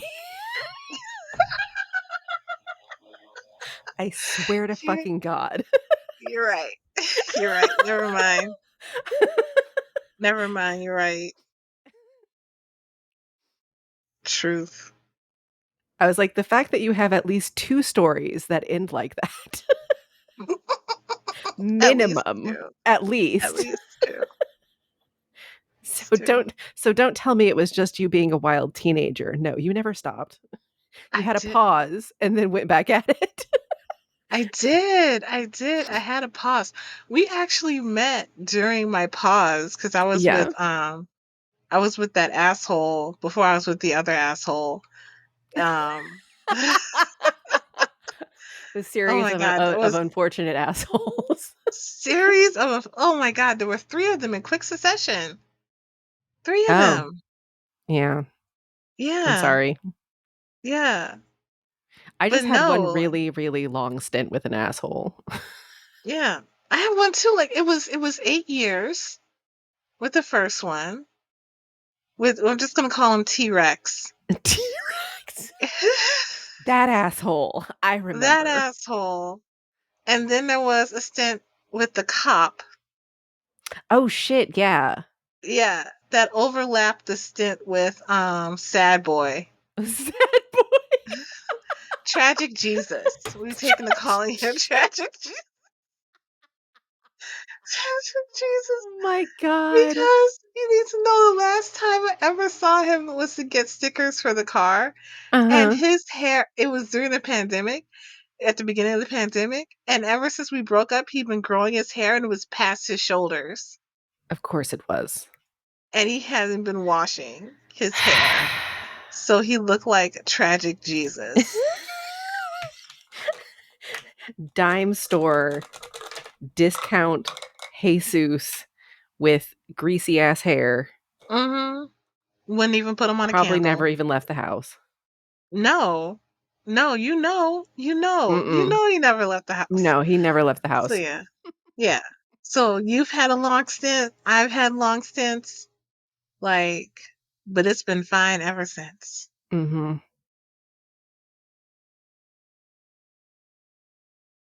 And Tragic Jesus was like, I don't think you should get fisted. Like, we went through a whole list of queer things that I wanted to do with people, Mm-hmm. with other people, like outside of him. Um, and he was yes on almost everything, except for the fisting. And I was like, "What's wrong with being fisted?" He's like, "I feel like that would hurt." I'm like, "Babies live there." Like, Babies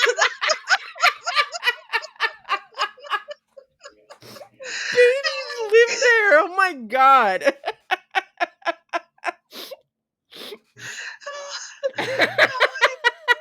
And for some reason, the only thing I could think of is the boulder is conflicted.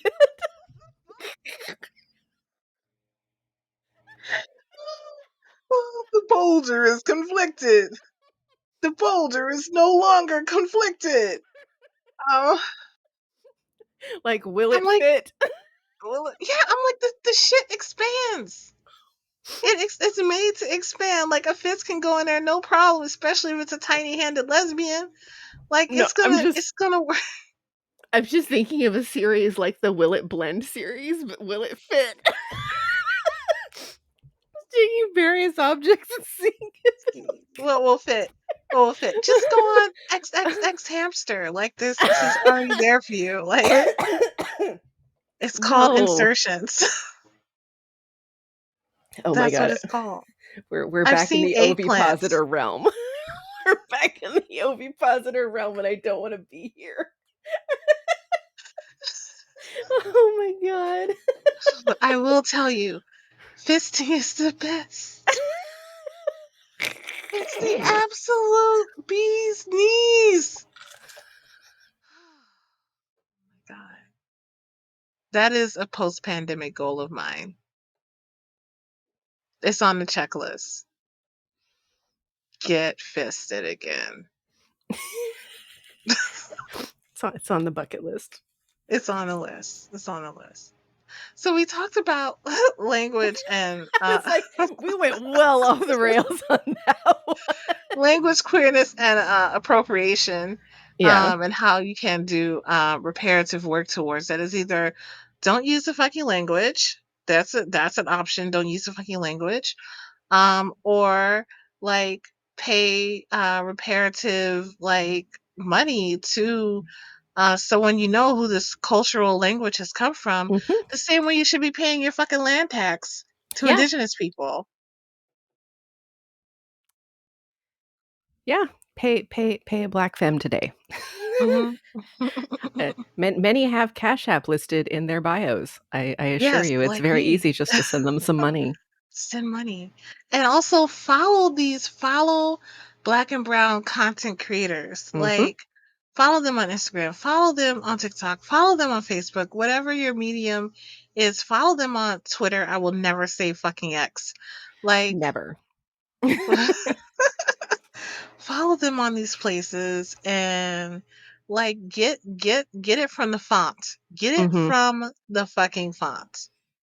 That way, if you use it, you're using it correctly and not incorrectly by finding Mhm. it from the Gen Z kids because they're Mhm. fucking it up. They're fucking it up. That's just yeah. There's so many things I love about the Gen Z kids, but the whole thing with the slang, which this word slang in and of itself is also slang, um, Mhm. which means to abuse words. Yee. Does it? Yes, Is that the actual definition is to abuse words? yes, I will look at it right now to make Oh my god. sure I'm saying this rightly. Right. I will Yeah. use slang sometimes, but I prefer colloquialisms because that is Mm-hmm. specifically meaning a language term deriving from a specific place or time Mm-hmm. because different areas use words differently. So a word usage Mm-hmm. in one place will change in a different place. And but again, that's why I'm saying it's very important to know the origin of your words when you use them because if you use a word that is colloquially used in one area in another area, you can end up in a very bad spot Mm-hmm. because it may mean something completely different in the other area where you use it.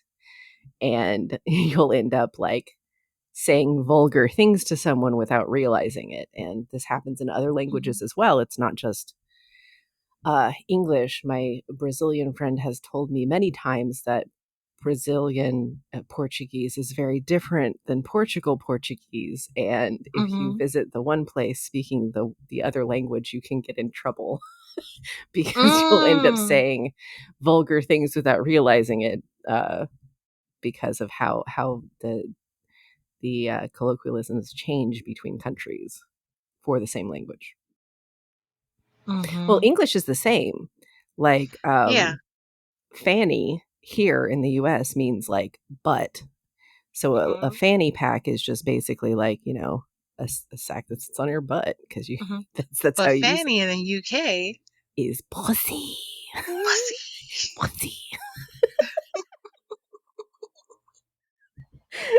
So Yeah, the word is yeah. slangja. I'm gonna say this wrong, but it's a Scandinavian phrase called slangja kajeftin. I said that all wrong. I'm sorry, guys. I slaughtered that. And it means to sling the jaw or to abuse words. It was first used in print around the 1800s to describe the language of London's criminal and disreputable classes. Mm. Yeah. It had some origins in classism at minimum. Yes. Yes. And also, that stays the same today. Mhm. When most people who use slang today, which is why I get so mad at it, Mhm. they're not they're from the people who are out here saying like no cap, just be real, yo, on the real, for real, on God, yo. Like they are not, they're just using it because it sounds cool. They don't come from these classes. Yeah. Um and so, but it still originates from people who are considered to be lower classes or in a lower caste system within this country. I don't care what people say, there is a caste system in this Yeah, country. 100%. Um, and so they're taking this language from the lower caste systems and using it. And it's like, bitch, shut up. That's all Something my feelings about it can just be summed up as bitch, shut up. I actually saw a video, from a Scottish woman who Mhm. basically laid it out and said, "I am tired of all of you saying," because this is something I didn't know was happening, but apparently it is. She's like, "I'm tired of all of you saying that you hate American English because the things that you're hating on is one of 3 things. 1, you're classist because the people that you're saying you hate the way they speak are typically of a lower class or working class in America. 2, you're sexist because you're saying that the what are called verbal crutches that women use specifically, like and while talking, Mhm. that makes them sound dumb. That's sexist because that tends to be more of a femme way of speaking. And the Mhm. third is you're racist because Mhm. when you're saying you don't like the way that Americans speak, you're often talking about AAVE, which is fucking racist. And she's like, so Mhm. shut the fuck up and let them Mm. talk the way that they're going to talk. And I was like, huh, Mm. I didn't know people were saying that shit about us. but, That is awesome that but she said that, but I didn't know that either. yeah, I was like, because she was specifically talking about like, I guess British people have it the worst. And she's like, you do know that it's your fault that they speak the way that like you gave them the language and then are mad that they ran with it and did something else. Like Mhm. that's not you don't get to do that. Mhm. So stop being stupid. I hate you. And it was like, okay. Uh but that made me give her a follow because I was like, I appreciate you standing up for other people like this. That's very Mhm. appreciative of you And doing that. we also see our language being used all around the world. Mhm. Like you look at Asian hip hop, they like mix in some AAV when they use English in their songs. Mhm. They mix in colloquialisms, American colloquialisms in They there do, as and well. often K-pop has Black producers. So a lot of the music is being What? I did written. not know that. Yeah. Yeah, so, why they why the songs are so good is because producers from, like, the '90s R&B scene are actually Mhm. in Korea now, producing and creating music and writing music for K-pop bands. That's why that shit sounds so familiar. Exactly, yeah, that's why their stuff's so good. Wow. Yeah, Oh look it my up. It's god. I'm not kidding. It's I that's how they're believe running. you. Thank you for the 411 on that shit. That makes So yeah, sense. that's why it's even more stupid when the fans end up being racist because you're like, How are you gonna be like that? The people making your music, the people the Mhm. people making this the way that you like it are of the demographic that you're crapping on. So stop. You're Just racist. Yeah. fucking stop." Oh my god. I went to a Janet Jackson concert. Like I loved the shit out of it. I had such a good time. But while Janet Jackson was singing this one song in particular, I'm not sure if it was Rhythm Nation or something else, but I Mhm. noticed people like on their feet, like in the crowd, like so many white people in the crowd. And I'm like listening to her sing this song, and I'm like, yeah, y'all love her. Y'all love this music. But how many of y'all should really love black people? Like, it was just a moment of Yeah. like people enjoy black music, blasting black music, using black language. It's like that whole thing. Everybody wants to be black but nobody wants to be black. Like, it's this whole like you love like loving black culture without loving black people. is something that happens all the time in this country. Mhm. Um, and it's really difficult. Like there are days where I'm afraid to go outside. Like I get nervous sometimes when I see a white guy like anywhere in my vicinity, my first response is like to be like, "Oh shit, look ahead, don't make eye contact, like don't do anything that's going to like make you seem as if you're a target, like don't engage." Like and that man could be a perfectly reasonable like human being, but I will have a full body reaction because of how I've seen black and brown people be treated. And also, like, there's this whole thing where there's like, oh, this in this country, you don't hit a woman. And I'm woman presenting, even though I'm non binary. I Mhm. know that Yeah. because I'm femme, people will assume instantly, like, oh, woman. But like I've seen men beat down black and brown Yeah, I women. was like it men in general, like, I even get nervous around men, and I'm obviously white, but, like, especially being around straight men, I don't feel safe most of the time just out Yeah. in public because unless, like, I know them really well, like, I try to avoid, like you said, avoid eye contact, go, the other way across the street because of how, uh, I guess, entitled men feel Yes. to things sometimes, and it just, like Hmm. again, they may be just a normal dude walking around doing their own thing, but that doesn't mean that I'm going to feel okay by them because, of things that have happened and things that I've seen happen and things that I know happen to my friends, that kind of thing, so Yeah. It's fucked up. It's really fucked up. And it's really hard to deal with and to live with. And I talked to my psychiatrist about it, my worthless psychiatrist, and she was basically my psychiatrist were therapist is great. My therapist is the shit. My psychiatrist is shit. So my psychiatrist is just like, well, you just have to ignore it. that is so when you said that the other day, I was like, "Jesus H Christ." Like, that is the it's awful. That's the most awful thing I've ever heard. She's like, Because it's not identify gonna your help. triggers. It's not gonna It's help. it's not gonna help. It's Like, not gonna help. if you don't acknowledge where your fear is coming from and actually deal with it, it's never gonna go away. You're just gonna be afraid all the time. So ignoring it, how are you gonna ignore it? It's in your Yeah. face.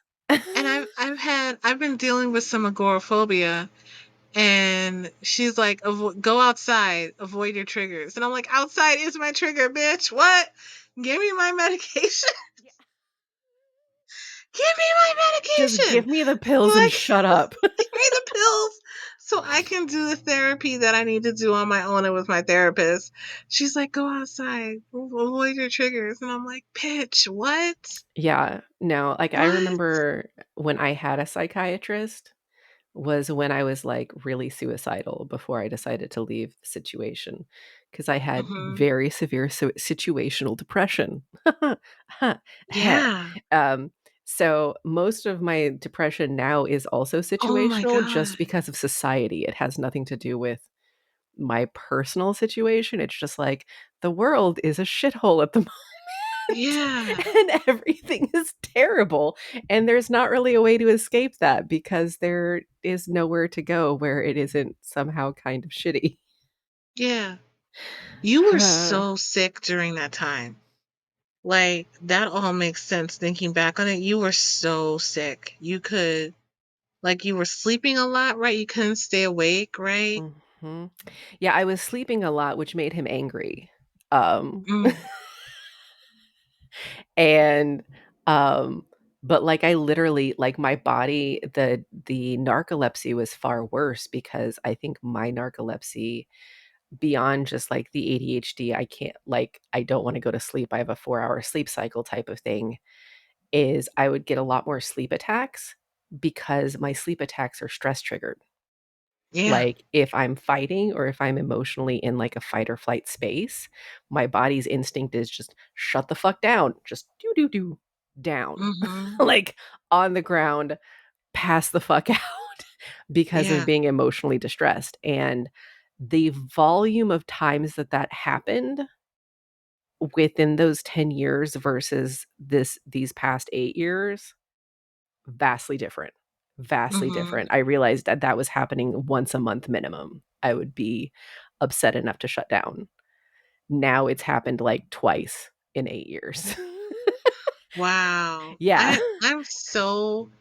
I stay mad at the both of them. Like Like, I how are you stay gonna mad be at the like both that of to other them. people? Yeah. And I sometimes like if I would have I feel like part of me feels like personally that I should have peeped what was going on with you and I just was like, what the fuck is I was just like, what the fuck is happening? Cuz it affected our I was Yeah. so I was so wrapped up in how it was affecting our relationship that I didn't ask myself why it was affecting our relationship.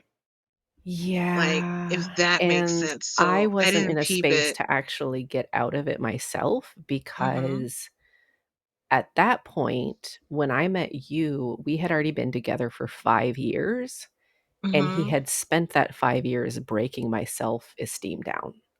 Mhm. So, I really didn't have self-esteem. I pretended to. Oh I'm very wow. good at pretending. You did a good pretending.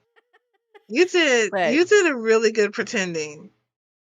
but yeah, so I was in the space where, like, I felt like I didn't deserve better, so why would I Oh go and no, find better? friend. Do you know what I mean? So, Yeah, I know what you like, mean. even if you had told me, "You're in a bad spot, you need to get out," I would have been like, "I don't I don't deserve to get out," so I wouldn't have listened at that point. Oh, friend. Yeah. I wanted to be like you. Did you know that? Really? During that time? Yeah, no, you're my fucking hero. Uh, I looked up to you so much. I wanted to be more like you. I actually felt like I was a burden on you because I was what? so yeah, because I was so all over the fucking place. Like See, and like meanwhile, I was admiring you because I could, like, this is gonna sound so corny. It's gonna sound corny as fuck, but I don't care. I can get a sense of people's souls, basically, and the you can. level of shine that you put off is blinding, okay? Oh. Even when you were being suppressed by T-Rex, that's why I was like, "We're gonna be friends," because, like, literally, you were like a beacon, like a fucking lighthouse, and I was like, "I am a ship, and I am going to crash on those rocks immediately." Vroom. Yeah, you're like, we're gonna be friends, and I was like, okay, can I call you Dre? You're like, sure. Well, that was the first nickname anyone had ever called me. So, that's Mm. why I was like, that is amazing because my name isn't easy to derive a nickname from. Mhm. It's just not. So, you gave me my very first actual nickname other than the letter A. Oh no. Yeah, that was my nickname growing up. That's what my mom called me. I was like, that is a letter. That is a letter. That is not a name. Oh my But god, Dre we is a both went name. through it, and we're in better places. Even with my disability having ramped up, disability Yeah. comes for us all. It just came for me a little sooner. Um, but like I do feel like I'm in a better place spiritually and emotionally than I was then, and I'm glad that we reconnected. Like So I'm glad. so happy that we reconnected. I remember crying and when we Sobbing. talked on the phone that first. Sobbing. Yeah, no, like, basically, once I was able to get away, I immediately repaired my relationship with you and with Ron because Mhm. he specifically targeted and made sure that I was separated from you 2. Yeah. We Wonder loved you. why. Like, we I was love like, you. Wonder why." Yep. Yep. We love you. We want the best for you. Like, he also tried to separate me from the rest of his family. Yeah. Yeah, he was big on that. He was like, "Well, I just don't." It's like, I just don't. He said some shit. Um, but yeah, when you like did repair and when you called, I was sobbing really hard because I was like, I never stopped loving you. Like, I never stopped loving you. Like, Same. my whole feel like my whole when our friendship went the way it did for that for those few years, I was fucking bereft. Like, I have lost partners and I Mhm. have lost relationships and I have like recovered from them relatively quickly, but I never really recovered from losing our relationship during the time that we weren't, talking to one another during that whole cutoff situation. Like, never recovered. Like, that wound was like just there, like my soul. So I was really crying when we like repaired because it was like, I never stopped loving you. But I mean, You are same the cuz bestie. You're part of my spirit. I'm part of your spirit. well, it's because we're soulmates, so that like Hmm. that makes sense. And like I know it sounds funny, but like I'm really grateful that my current husband is not an asshole. Yes. Yes. He's like, "I'm not gonna keep you from your friends. You do Mhm, what you gotta do. Just, come watch anime with mhm, me later and we'll eat dinner." I'm like, "Okay." mhm. But, yeah, so I'm also super grateful we were able to reconnect. Yeah. I knew I had to. And look at us now. I know. I know. Like, I remember I told Bertha, who's my housemate, how we used to like hang out with each other all day and Yeah, then get home and text and call each other. yeah. And now we're still hanging out most of the week together. Hmm. It's It's great. beautiful. Yeah. My God. If you weren't so far away, we would be hella over We at would each other's literally just live houses. in each other's We would houses. just, we would be there. We would be there all the time. Yeah, I'm glad you're with someone who is like loving you and treating you good and being there for you and knows your worth and knows your value and like protects you and defends you and is like, holy shit, you got a hole in your head. I'm gonna bust through this door to get Literally, you what you there need. there is a hole in the door. And I'm like, "What?" And he's like, "Yeah, I was just really upset you got hurt." I'm like, Apparently, apparently that's what happened." Um, but yeah, between him and like, everybody's been, like, momming me about my hand. Cause Like you go hard. yeah, like, and You I go keep hard, Carta. keep using it, and he's like, "Stop it, just ask for help." I'm like, "Well, I forget. I don't often ask for help." He's like, "Ask for help for things." Ask for help. Ask And for then help. You deserve help. and then, like, I'm playing video games, and Ron is yelling at me for playing video games with my busted hand. He's like, "You have a hole in your bone. Dummy, Mhm. stop it." I'm like, "I know. Mhm. You're dadding me worse than my own dad." He's like, "What?" I'm like, "Yeah, I played Diablo with my dad for, like, 2 hours on Monday. My dad didn't give a shit." He's like, Yeah, you "I sent know me I'm your not your art dad." I'm drawing. yeah, I know. I sent him to he's like, "So, I know I'm not your dad, but fucking stop it. Yeah. Yeah. Maybe And I was like, that's rest?" awesome. Are you clear to do this? And your response is like, well, they didn't tell me I couldn't. That was your response. That was your fucking response. They didn't tell me I couldn't. I'm just like, Jesus. H. Christos. Well, I mean, it's just a hole. It's not like I He said, can't move my oh, hand. It no, that only doesn't mean hurts you should sometimes. be using it. I don't need to This is take coming from the naps same anymore. person who took my car away from me when you took You my had a keys or fever of something. like 105 and you weren't sleeping enough.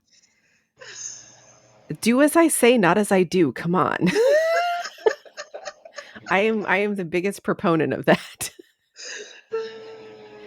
And I also just like I don't know if my pain threshold is super high or what, but I'm Hmm. fine.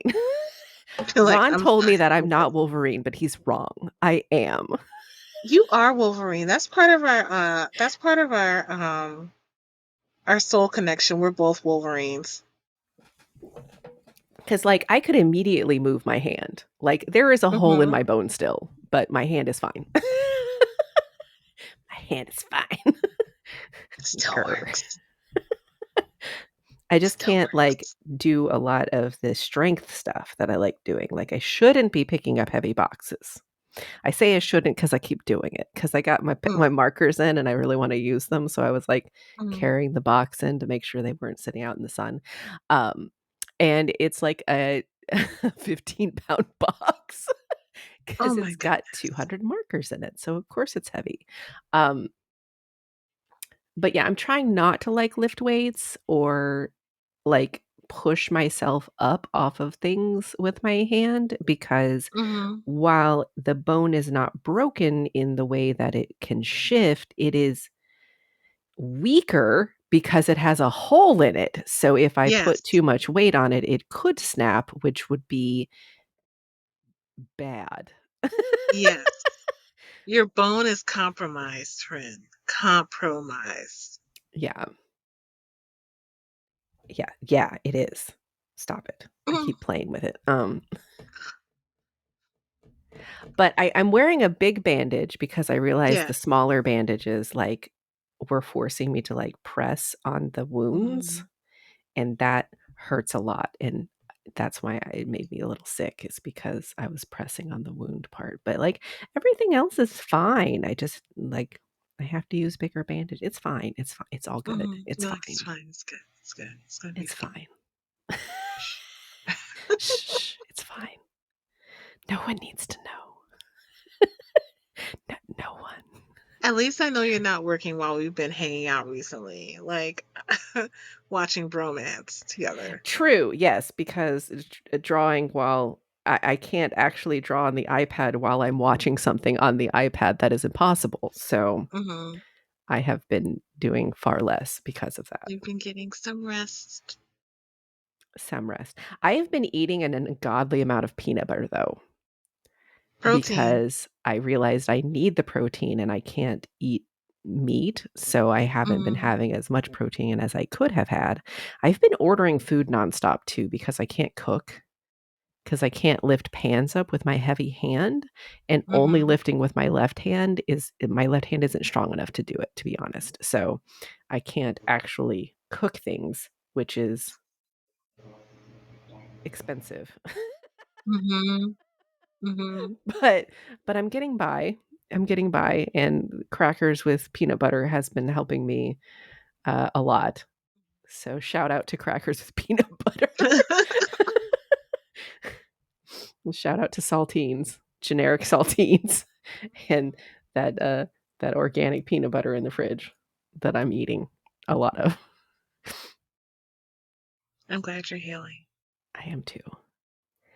So tropes, because we went Tropes. off, and I feel like tropes are almost like a comfort space in terms of storytelling. Hmm. Because I will watch a show with the exact same premise as many, many other shows, as long as it's well done. Same with Hmm. comics, like, a lot of these comics have the same fucking plot, just using all the same story elements, but, like, in different ways, so it makes them interesting. Hmm. Because like, there are hundreds, just hundreds of comics with the same origin plot. Hmm. Yeah, I noticed a lot of it. Um, like different media forms of medias have different tropes. Like if you have a kid saving the world, they always like don't have parents. Always. There's so many orphans. So many, Or like their so parent, many. like even not saving the world, just like especially in Japanese comics and shows. Like they Mm-hmm. got all these teenagers just living by themselves in Mm-hmm. like an apartment for no My God, reason. there's literally one called Kotaru. Kotaru lives alone, and he's like 7. Like God, that poor kid. he's like 7. And the apartment building came together for him, and his whole thing is learning how to be a child because he had to be so grown up and take Hmm. care of himself. And so this whole thing is about, no, you get to be a child, Kotaru. Like you get to be a child, and Kotaru's like little soul is just in a fucking blazer, suit and tie company man. Like Yeah. this He's poor like, "Do child. I? Are you sure? Yeah, The but adults like aren't going to abandon me again?" right. Like in Madoka Magica, like your girl was fighting demons and like or witches, and she was like 2 of them were living on their own, like the main 2 girls. And it's like, where's your parents? Yeah. What happened to them? Where are they at? And it's always kids who are saving the world. I want to write something where someone in their mid 30s saved the world, and that's that's Yes. my goal. Or Where's the even fantasy for older. us? Like somebody like middle-aged gets approached with like a "you're a wizard, Harry" type of situation where all of a sudden, like, guess what? You've had these powers all along. You were just being suppressed by society. Hmm. That would be beautiful. It That would be would. beautiful. I would love it. I love it if somebody like pounced into my room and said, "You are the Grand Empress, da da da da da of such and such, blah blah blah, and we need you. We're at war." I would Yeah, be like, like, "You're actually from another planet. We just "Yeah, left you on Earth to keep you safe." to germinate. Yeah, Yeah. we couldn't let them find you." I wrote a fantasy like that when I was fucking 16 years old.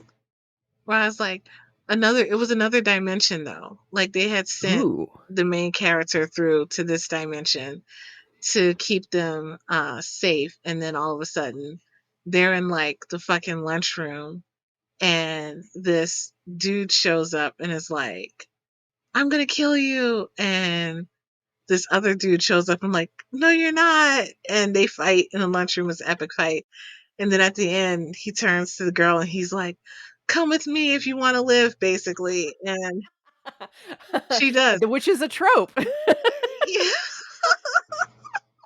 "Come with me if you Yes. wanna live" is a very common trope, and I love it, I love it. Mhm. I never get tired of that one. That like Mhm. so what are your favorites in terms of tropes? Oh my god. Oh, okay. All right. We talked about one of them earlier, and it was definitely the tying the shoe. Oh, Um, okay. Tying someone else's shoe. That's a big trope of mine. Let's see, what else is a trope of mine? The bump kiss is a trope of mine that I really, really like, a trope that I really, really love. What other tropes do I love? What do I love to see in Like, shows? what makes you giggle, squeal, or cry? Giggle, squeal, or cry. Um, I I was watching a drama last night where the guy cries Uh-huh. because he realizes how much he's in love with the girl and how he like messed things up and how he's like or he has to or he has to leave her, mostly he has to leave her for her own safety and he can't tell her, or vice versa, and they're crying those fucking like big ass tears, Man like, tears will always get me. oh my god, Always. I love man tears. I love, and that's why I started watching dramas from outside of the United States, Yeah. because the man tears are real. Like I They get love so them intense. so much. So much. Oh, the other thing I love is when somebody throws a glass of water in someone else's face.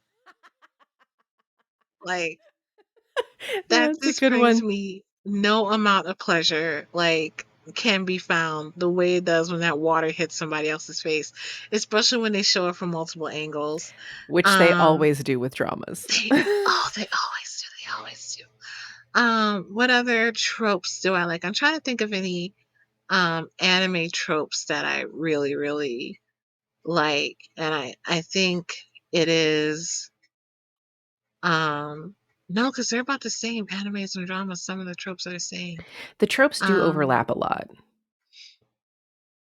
I love the trope where I love what basically we're doing in bromance is I love the trope where someone gets reincarnated in a different gender's body and have to figure out how to navigate the Yes. world as a different gender and see how they were privileged as their own gender or how they had lost privileges as their gender and are just like have to see the world through different eyes, um, through a different state of being.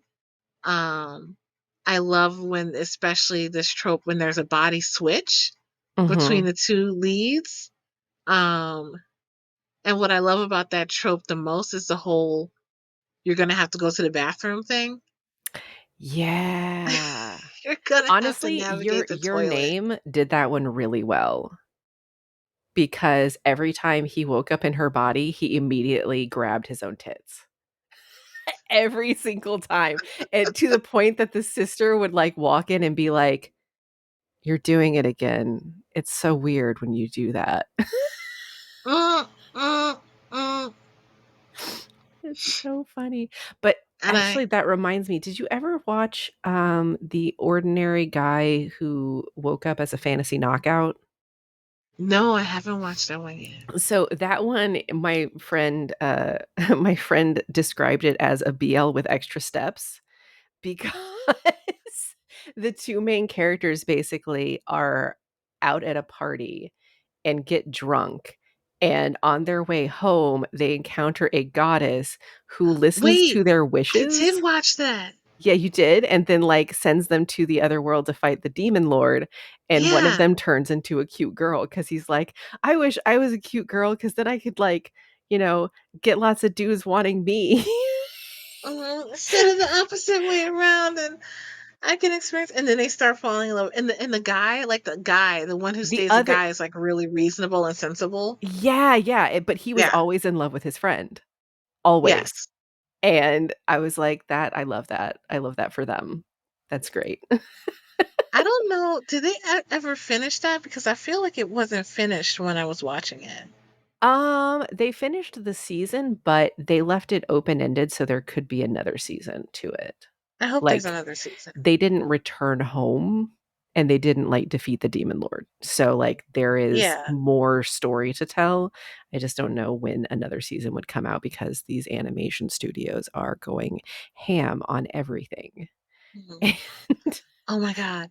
I also one more trope that I love is the whole, which leads into the gender swap thing. Is the whole like tomboy strong girl. Yes! Oh my god, I love a strong girl. I love strong girls. I love strong girls, and Bromance has a strong girl. Like I love, and strong girl Bonsoon, our strong woman Bonsoon, is Yes. another one that has a strong girl. And one of the things I love about the whole strong girl thing, especially with strong girl Bonsoon, is how she, because the strong girl often always pretends to be weak sometimes to get Mhm. the Yeah. love interest. But then there's someone who is always in love with their strength, who is Yeah. just like, use the word simping all over like her. And she's like, Mhm. you're annoying. I'm going to go for this other guy who wants me to be weak.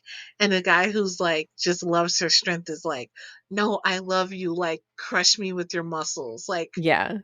I love you as you decimate me. are. Hmm. Which is always nice, and, like, I actually that's one of the elements so I keep telling people to watch Iruma-kun because it's legitimately one of the most wholesome, happy shows I've ever seen, Hmm. and the main character, Iruma, is, like, kind of a soft boy a little bit, but he gets strong sometimes because he has to. I mean, he has to, like, fight in a demon world, so obviously he has to be strong a little bit. But the main romance interest for him is this character named Ameri, and she is, like, literally 2 feet taller than him. She Nice. is giant and, like, super strong and super tough, and she has a secret collection of manga from Earth that is, like, illicit, it's illegal to have. but she has it like tucked away. And when she realized that Idama can read it, she's like, "You're going to read me all of these stories." And he's like, "Okay," Nice. because he can't say no to anyone. That's like one of his character traits. So, like, Hmm. they have these sessions where she just drinks tea and he like presents the manga and reads it to. So she Lovely. knows all these romance manga tropes and she's like, "Oh my god, he figured out how to make fireworks so I can get that fireworks scene from the manga," or like, "Oh my god, we're going to go have cake just like in the manga." And she like plans a date with him and like plans out all the tropes that she wants to do with him. It's like Hmm. "Can I get him to princess carry me?" "Well, I don't know if he can because I'm so much bigger than him." He does a spell to strengthen himself so that he can carry her. Oh my God, I love He it. does like a gravity spell Oh so my he can God. carry her. Oh my God. I'm sorry. I have to add that onto the bromance list because there is a Princess Carrie. Princess Carrie Yes, there down is. some stairs. There's a There Princess. is. There was a Princess Carrie. Yeah. Oh my god. Princess Carrie. Yeah. So I just Okay, I there we go. highly recommend if you have not watched Iruma-kun, just watch it. It's And adorable. it's on Crunchyroll, right? It's on Crunchyroll. It's 3 seasons right now, and they're all, like, over 20 episodes, so there's, like, a ton of episodes to see, but, like, there's nothing stressful at all about it. Like, even when there's, like, plot and you're worried that things are gonna go wrong, nothing ever goes wrong. Everything always works Mhm. out for Iruma, so you get used to, like, "Oh, this is probably gonna work out because Iruma's involved." Wait, is this And the one where the guy who brought him into the demon world gave him a ring yes, so that it um can look like okay. yeah, so basically he eventually gets a ring so he can actually use magic because he doesn't have any Mhm. magic, but, like, he can't let anybody know he's human because the main theme song of the school is, "We like to eat humans. Mhm. Mhm. Humans are delicious," and he's like, "Oh, shit. Cool. No I one I can know." saw this I saw the first season Mhm. of this, not actually watching the season, but on anime recaps. Oh, Um okay. Yeah. so that's how I know what it You know is and it of it, looks yeah. hella cute. Yeah, I know of It's it. adorable. It's absolutely adorable. I love it so much. I'll start And watching that one this week. yeah, it's wholesome. You'll just enjoy some wholesomeness with that one, which we need Cool. that sometimes. We do in this world we need Yeah. wholesome shit. For me, when it comes to tropes, I think my favorites are a good kabedon, the wall press. I always fall for a good kabedon. Every Oh my time. god. Every Heart time. Like, flutter.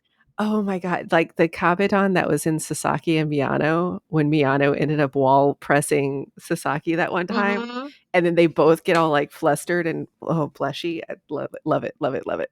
It's lovely. I It's great. adore a good Kabedon, because like, it doesn't happen too often, but, like, it happens often enough that it's still special when you see it, Mhm. you know what I mean?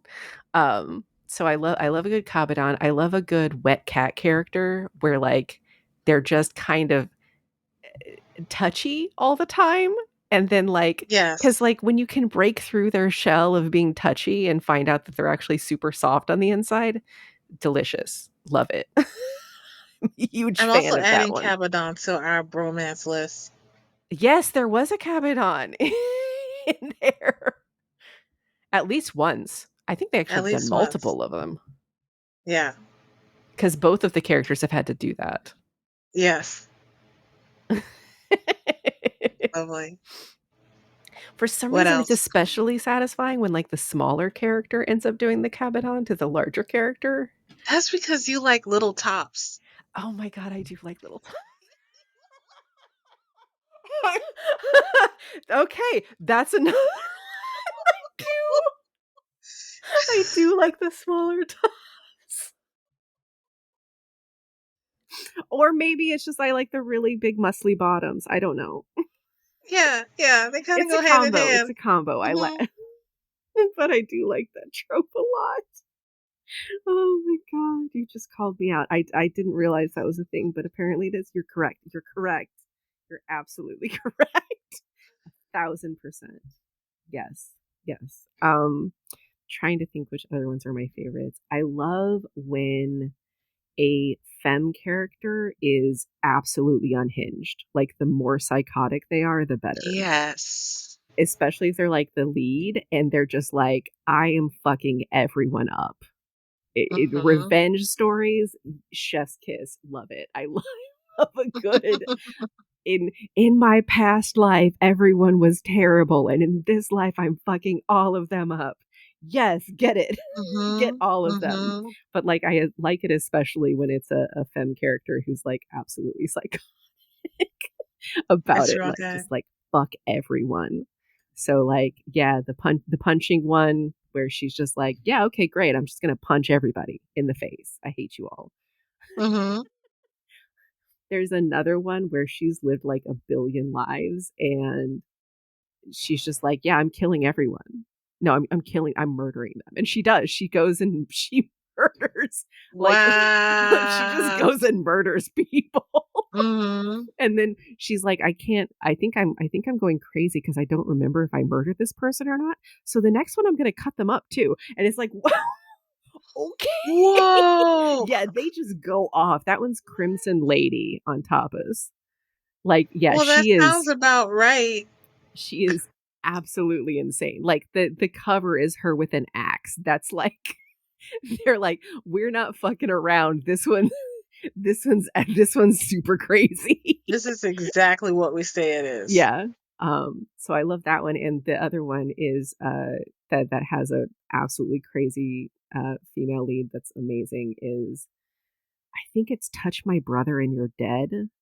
And Mhm. she basically gets reincarnated into a I wanna say it's a BL story, but it's, like, from a game maybe? But Mhm. basically, her brother is supposed to be the lead, and he keeps falling in love with people who end up murdering him. Oh. And so every time that he gets murdered, it resets. So she's lived through the lives, like, 100 times plus and is like, I'm fucking done with this. No one touches you. Zero people get to Mhm. touch my brother because they're all going to kill him. And then I'll have to start over. I can't do this anymore. Wow. And she is just completely unhinged about it. And it's fantastic. And I love her. That one's on Tabby Tunes for anybody who is interested. But yeah, I think those are the main ones that I like. I like the wet cat and I love the unhinged leads about things. Not if they're like jerks about it, but okay, if they're Yeah. a little bit jerks about it. But it's mostly just like when they're only jerks to the people they're taking revenge on. They're not jerks to Mhm. everyone. Except Crimson Lady. She is just very crazy. She kills everyone. It's it's it's very entertaining actually. Because you just All don't see right. that kind of thing. You really don't. Um, Mhm.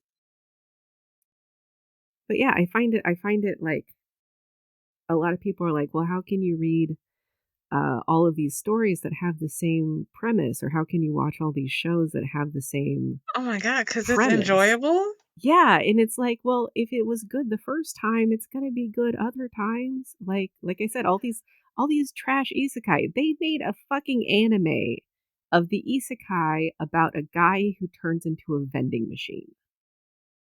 They He did. he goes by the name Boxo. They did. I've seen that that one has popped up on my you might Yeah, like recommended and for you. like I saw some clips of it and he can turn into any type of vending machine that he has used in his life. Any Well, type that's of them. handy. Yeah, but including he turns into an underwear vending machine at one point and he's like, "It was an accident. I didn't mean to buy these." And people were like, I don't give a shit. You're weird." Mhm. But like it's kind of fascinating the way that they do it and I'm like, I kind of want to watch this, but I kind of feel embarrassed that I want to watch this. I get it. Every time I see it, I'm like, what does it say about me? And and then I'll move on a little bit.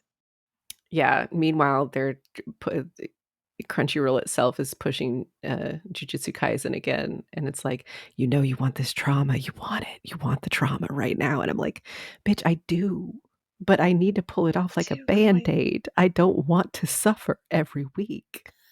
I talked to my every friend who's single fucking literally week. suffering every week, and she's like, "Yes, I know I read the manga, so I know what's gonna happen, but I'm still suffering because there's all these cliffhangers," and I'm like, "Friend, that's why I'm waiting," and she's like, "Yeah, but I didn't wanna wait." And I'm like, "Yes, and now you're suffering. Look at what you did." Look at what you did to yourself. What's that one you were just telling me about? Mm. Ikama? Imakun? Iruma. Iruma. Yeah, Iruma. Iruma-kun. Okay, Irumakun. All right. I'm gonna pull that up so I Iruma-kun. can watch that It's so cute. after. And, like, the soundtrack is really good. It's good. Like, I listen to the opening and ending every time because it's Awesome. that good. And there's Whew, always an that's after how it was thing. with Jujutsu Kaisen.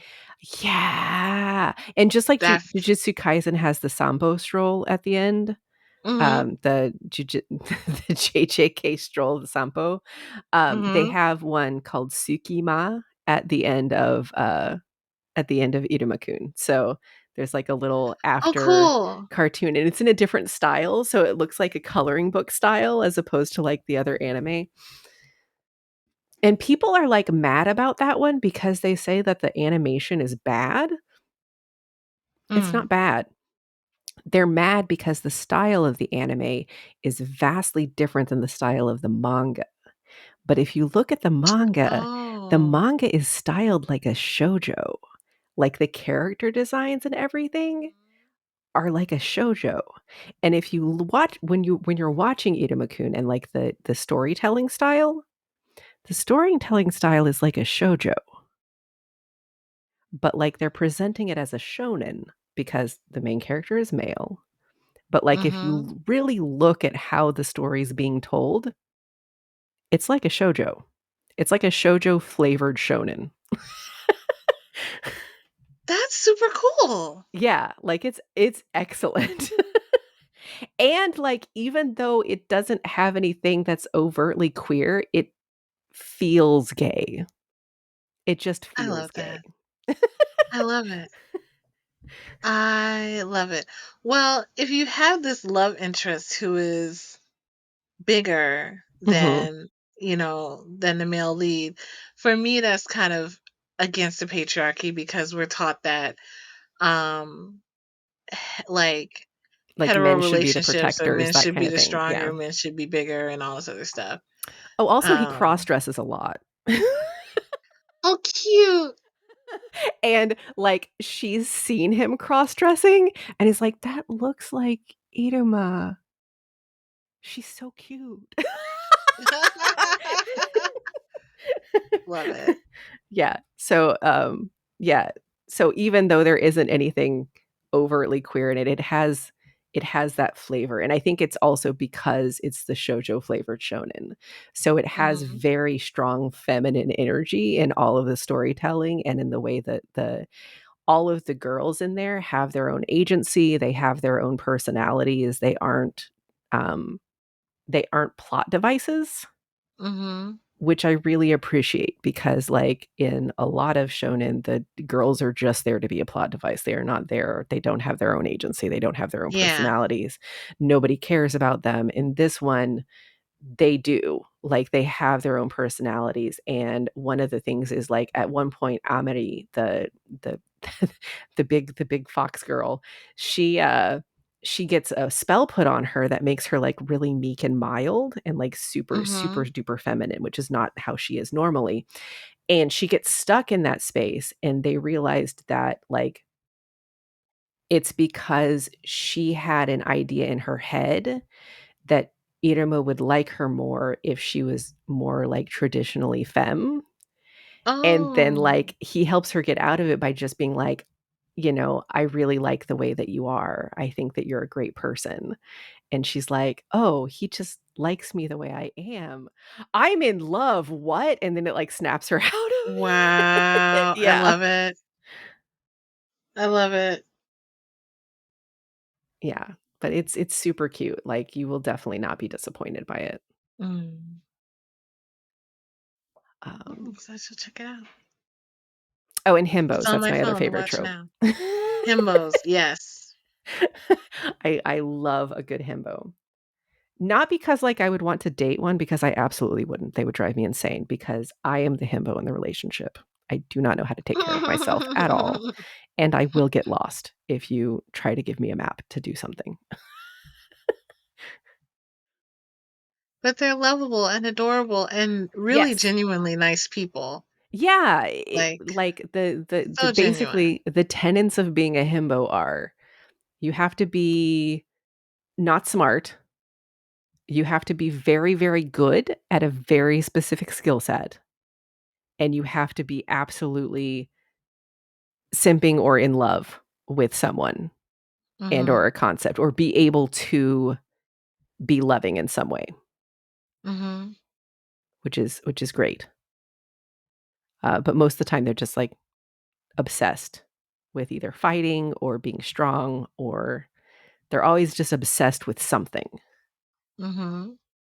Yeah, I love hippos. They're such a fun character type. They are. I like the and this has probably got me fucked up with Tragic Jesus, is I like when they're like the brooding type. I was like, "Yeah, you like the emo sad boys. You really do." Yeah, I it's a like, I bad. don't I don't hate the emo sad boys, but, like, if I have my druthers, I prefer himbos over emo sad boys, personally, Yeah.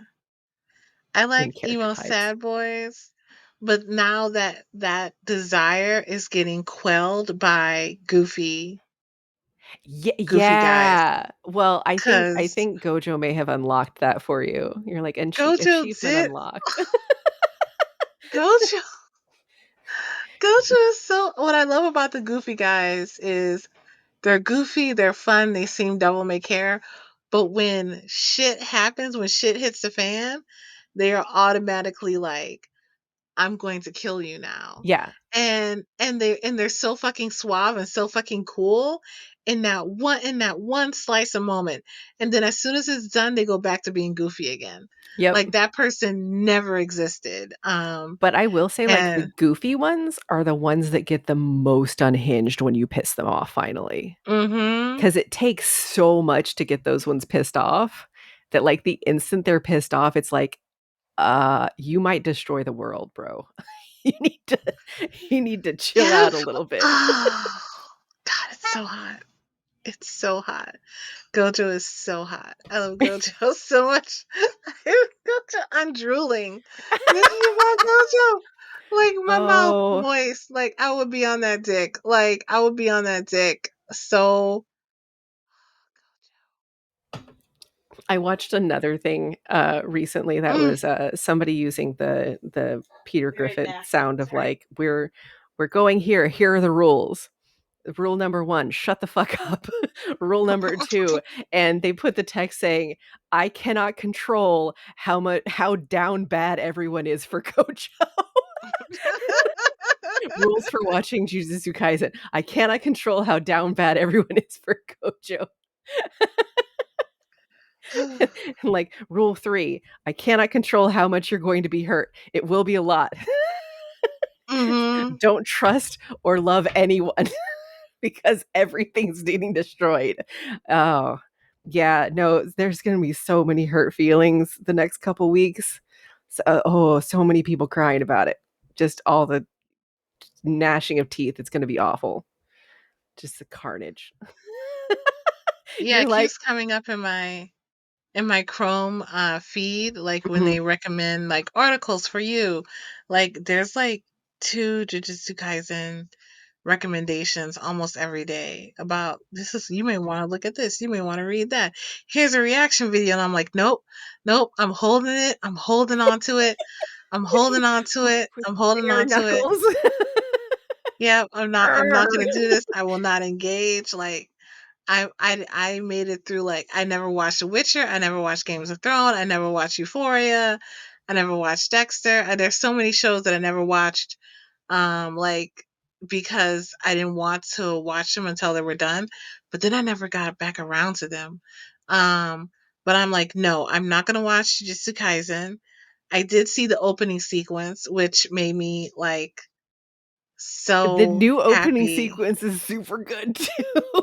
Someone pointed out that like the one for the retro one is all blue and the new one is all red. Oh, I haven't And seen the new one. those are Gojo's two powers. Is the blue is the infinity, the blue and red are the Hmm. two that he uses most of the time. I did see one thing about why Gojo keeps his eyes covered. Um, I did see a whole fan video about that because it Gojo. was about my husbando. I am on to see my husband. Like when we start the show up again, it's gonna be us. Yep, yep. Except I am a heavy simp for Nanami instead. I'm sorry, but Mhm. suit daddies are my thing right now. I cannot Mhm. help that or change that. Um, yeah, plus his voice actor is like He does have a good voice. it's the same guy that does the house husband.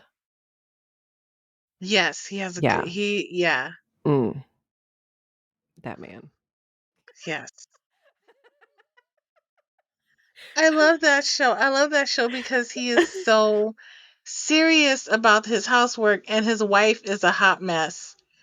And he's like the when he talks about her, people think he's talking about a big mafia boss or whatever, and it's just his fucking hot mess of a wife. Yeah. I Yeah. think we should watch that because I feel like that's kind of our dynamic with my husband. Because he knows he has to take care of me or I'm gonna die. He's like, if I go before you, I'm gonna wait like 2 weeks and then you're gonna join me because you don't know how to feed yourself. Oh wow. you, d- you don't take care of yourself. I have to make sure that you're taken care of. And I'm like, I mean, I could. He's like, you would subsist off of chips and salsa. I'm like, okay, fair. I mean, I would too I mean, that's if I how I lived in could. in college. That's all I ate was chips and salsa and Oh chicken wow. fingers. That was it. That was those were the only things I ate for my first year of college. Yeah. Yeah, friend. That's that's not Because enough. I have no concept of time, so I would always miss the actual hours that the canteen was open. So I'd have to go to Mhm. like the mini canteen that was open for later times and just Mhm. pick up snacks. That's all I ate. Get what you can get. I was like, I just need something protein. And he's like, that's fine. I'll take care of you. I'm like, okay, good. But Well, yeah, we covered hiccups. We covered a lot this week. we did. We were making up for last week. So last week we only did an hour and a half, and this week we did 2.5. Yes. Yeah, We just were tired last week. well, we had been through a lot. A lot had Mhm. happened because I was still recovering. I'm still recovering, but I was not in the best space last week. Mhm. So I was still in the I need multiple naps a day to function as a human. Um, I am no longer like that because I have healed Mhm. enough. So I'm like, I'm Mhm. fine. I'm fine. I can Like do I'm what I want. fine. I'm I'm fine. good. I'm good. I'm good. I'm good. I just have a hole in my hand. It's fine. It's gonna close up. Mhm. It'll be good. When's your Lord? When's your next check-in with your doctor? So I have an appointment the week of the 30th to get my Mm. stitches removed. So not this Okay. next week, but the week after. I'm getting my stitches removed Mhm. on like Wednesday. Cool. Cool. All right. So I am excited. Mhm. Okay. Well, I think. Goodness, I think I need some nap and some marijuana. So I That sounds like a plan. think, yeah, I'm gonna nap marijuana. and listen to some more Xena while I'm napping. That comfort space. Hmm. It's real good. It's real good. Lucy Lawless. You know what? I can't believe when I was younger, I thought Lucy Lawless was way thicker than she was. Like, That's and because now of that I'm watching this society. while I'm No, older, I'm she's like, just she's a real. yeah, she's like she's fit, but she's not thick thick in that show. No, no, she's not. And I'm like, you're right. It is society saying Mhm. what's big and what isn't. And I'm like, no wonder I was so fucked up as a kid, like Yeah. 'Cause trying probably to there were meet a I certain remember standard. there were articles that were like, "Yeah, oh my god, how are you finding her attractive? She's so big." And it's like, "Yeah, 'cause she has muscles, you dumbass. Yeah. She's not gonna be like a stick figure like And you she's want not her to even like be." super muscly. She's No. not even super muscly. She's just muscly Like, enough that you believe she's a superhero. yeah, yeah. No, I was looking back at that. I'm like, she is small. She is slim. Like, Yeah. why did I think she was? Why did I think she was at least twice her size? And I was like, oh my God. So, yeah, so I'm enjoying watching also the inconsistencies. Because, like, in one scene, she'll have her armor, and another scene, she doesn't, and in another scene, she'll have her armor. Like, it's just, and where people put things aren't where they pick them up from. And storylines, some of them don't make any sense whatsoever. Like, The so I'm in the '90s, enjoying, they did not care. They were they just did not like, care. we are making episodic content. That is all that matters." Hmm. After this, I want to watch Cleopatra 2525 or whatever it's called. Yeah, there's another show that was at the same time that Xena and Hercules were right before it. And it's called Cleopatra and some decade or season, whatever, decade or year or whatever it's called. I think it's Cleopatra 2525. And it has your girl who was in Firefly, who's also married to Lawrence Fishburne. Gina, not Gina Davis, Gina Torres. I am looking it up right now. Yeah. I wanna watch that. That seems like it was a hot mess parade of fantasy awesomeness. I think it's Cleopatra 2525. Cleopatra. Yep, 2525, 2000 to 2001 TV show starring Gina Torres. That is Yes. accurate. And Victoria Yes. Pratt. Yes. Oh, Elizabeth Hawthorne's in that too. Yeah, no, it's unhinged. It's this trio, I think it's three of them, of like fighter babes, and we're like humanity's living underground, and they're like doing shit and fighting people and shit. The cover looks like it looks like the Animorphs cover. The font and shit looks like the Animorph cover. Oh Oh my my god, I have to go god. to it now. Oh, these outfits are like wrestler outfits. No, it's real good. I was gonna say especially the blondes, but there's 2 blondes. Oh my god, you're right, it does. Right? It does. You are right. Yeah, no, so that's the next thing to watch. Cleopatra 2525. I love me some Gina Torres. She's so fucking hot. She is so I just I wanna lick her face. She is very hot, so I will Mhm. give you that 1000%. Mhm. So that's the plan. All right, my friend, are you ready to call it for today? Yeah, let's go ahead and call it for today. If you want to leave anybody with anything this week, what would it be? The thing I wanna leave people with, and I wanna emphasize this very heavily, is just pay black femmes. Just start giving people money. You see their Cash App, just send them some. I do it all the time. It's very fun. I promise Thank you you'll for enjoy that, it. friend.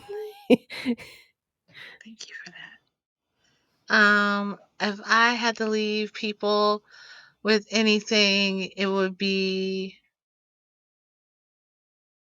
Let's see. You've had so many stories in your life, and it's okay to revisit your stories, and like some of them are fun and enjoy the funness of them, and like that's one thing I would leave people with. The other thing I would leave people with is really understand where your things are coming from culturally, and know that a lot of things we engage with have an origin point.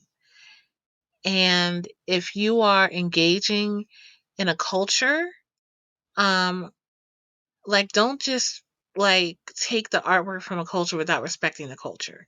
Don't just take mystical and magical practices from cultures without respecting the culture. Don't take words, language, and ways of being from a culture without respecting the culture. One, you're gonna fuck it up and we're gonna laugh at you. And two, like you're not getting the full magic or power of it because you're not really understanding it without understanding the culture that it comes from, or being reverent about the culture where the content that you are using comes from. Like I really believe that people are poisoning themselves when they don't use things correctly. Like, we see it with like ayahuasca, like, Yeah. and all these other things. Like people are poisoning themselves because they're not using these things correctly because they're not respecting the culture where things are coming from. And, like, if you're So gonna colonize, don't be upset when it hits you in the ass because you went around yes, colonizing. yes. There was this one person, I remember this article, she tried to summon Baron Samedi to take care of somebody else and ended up dying herself, like some shit. She wasn't even in voodoo hoodoo culture. Yeah, she probably didn't know how to pay correctly. Like, Mhm. you have to research and understand what you're doing. It's extremely important. And Yep. even the people who do research, if they take it lightly, they're gonna get fucked up. Yep. Yep. So medicine can turn to poison. Real fast. Real fast. So I say honor the cultures that you are like taking things from or using or borrowing from. Honor those cultures. And honor your stories. And that would be it for me. All right, y'all I have think a that's good great. rest of the week. Yeah, how I said that's great. Like, I think we went over so much stuff today. So much, so much, so But yeah, much. you have a great Yeah, rest of your week, and everybody else do too. yeah. And we will talk to y'all later. All right. Catch you on the flippy floppy. Bye.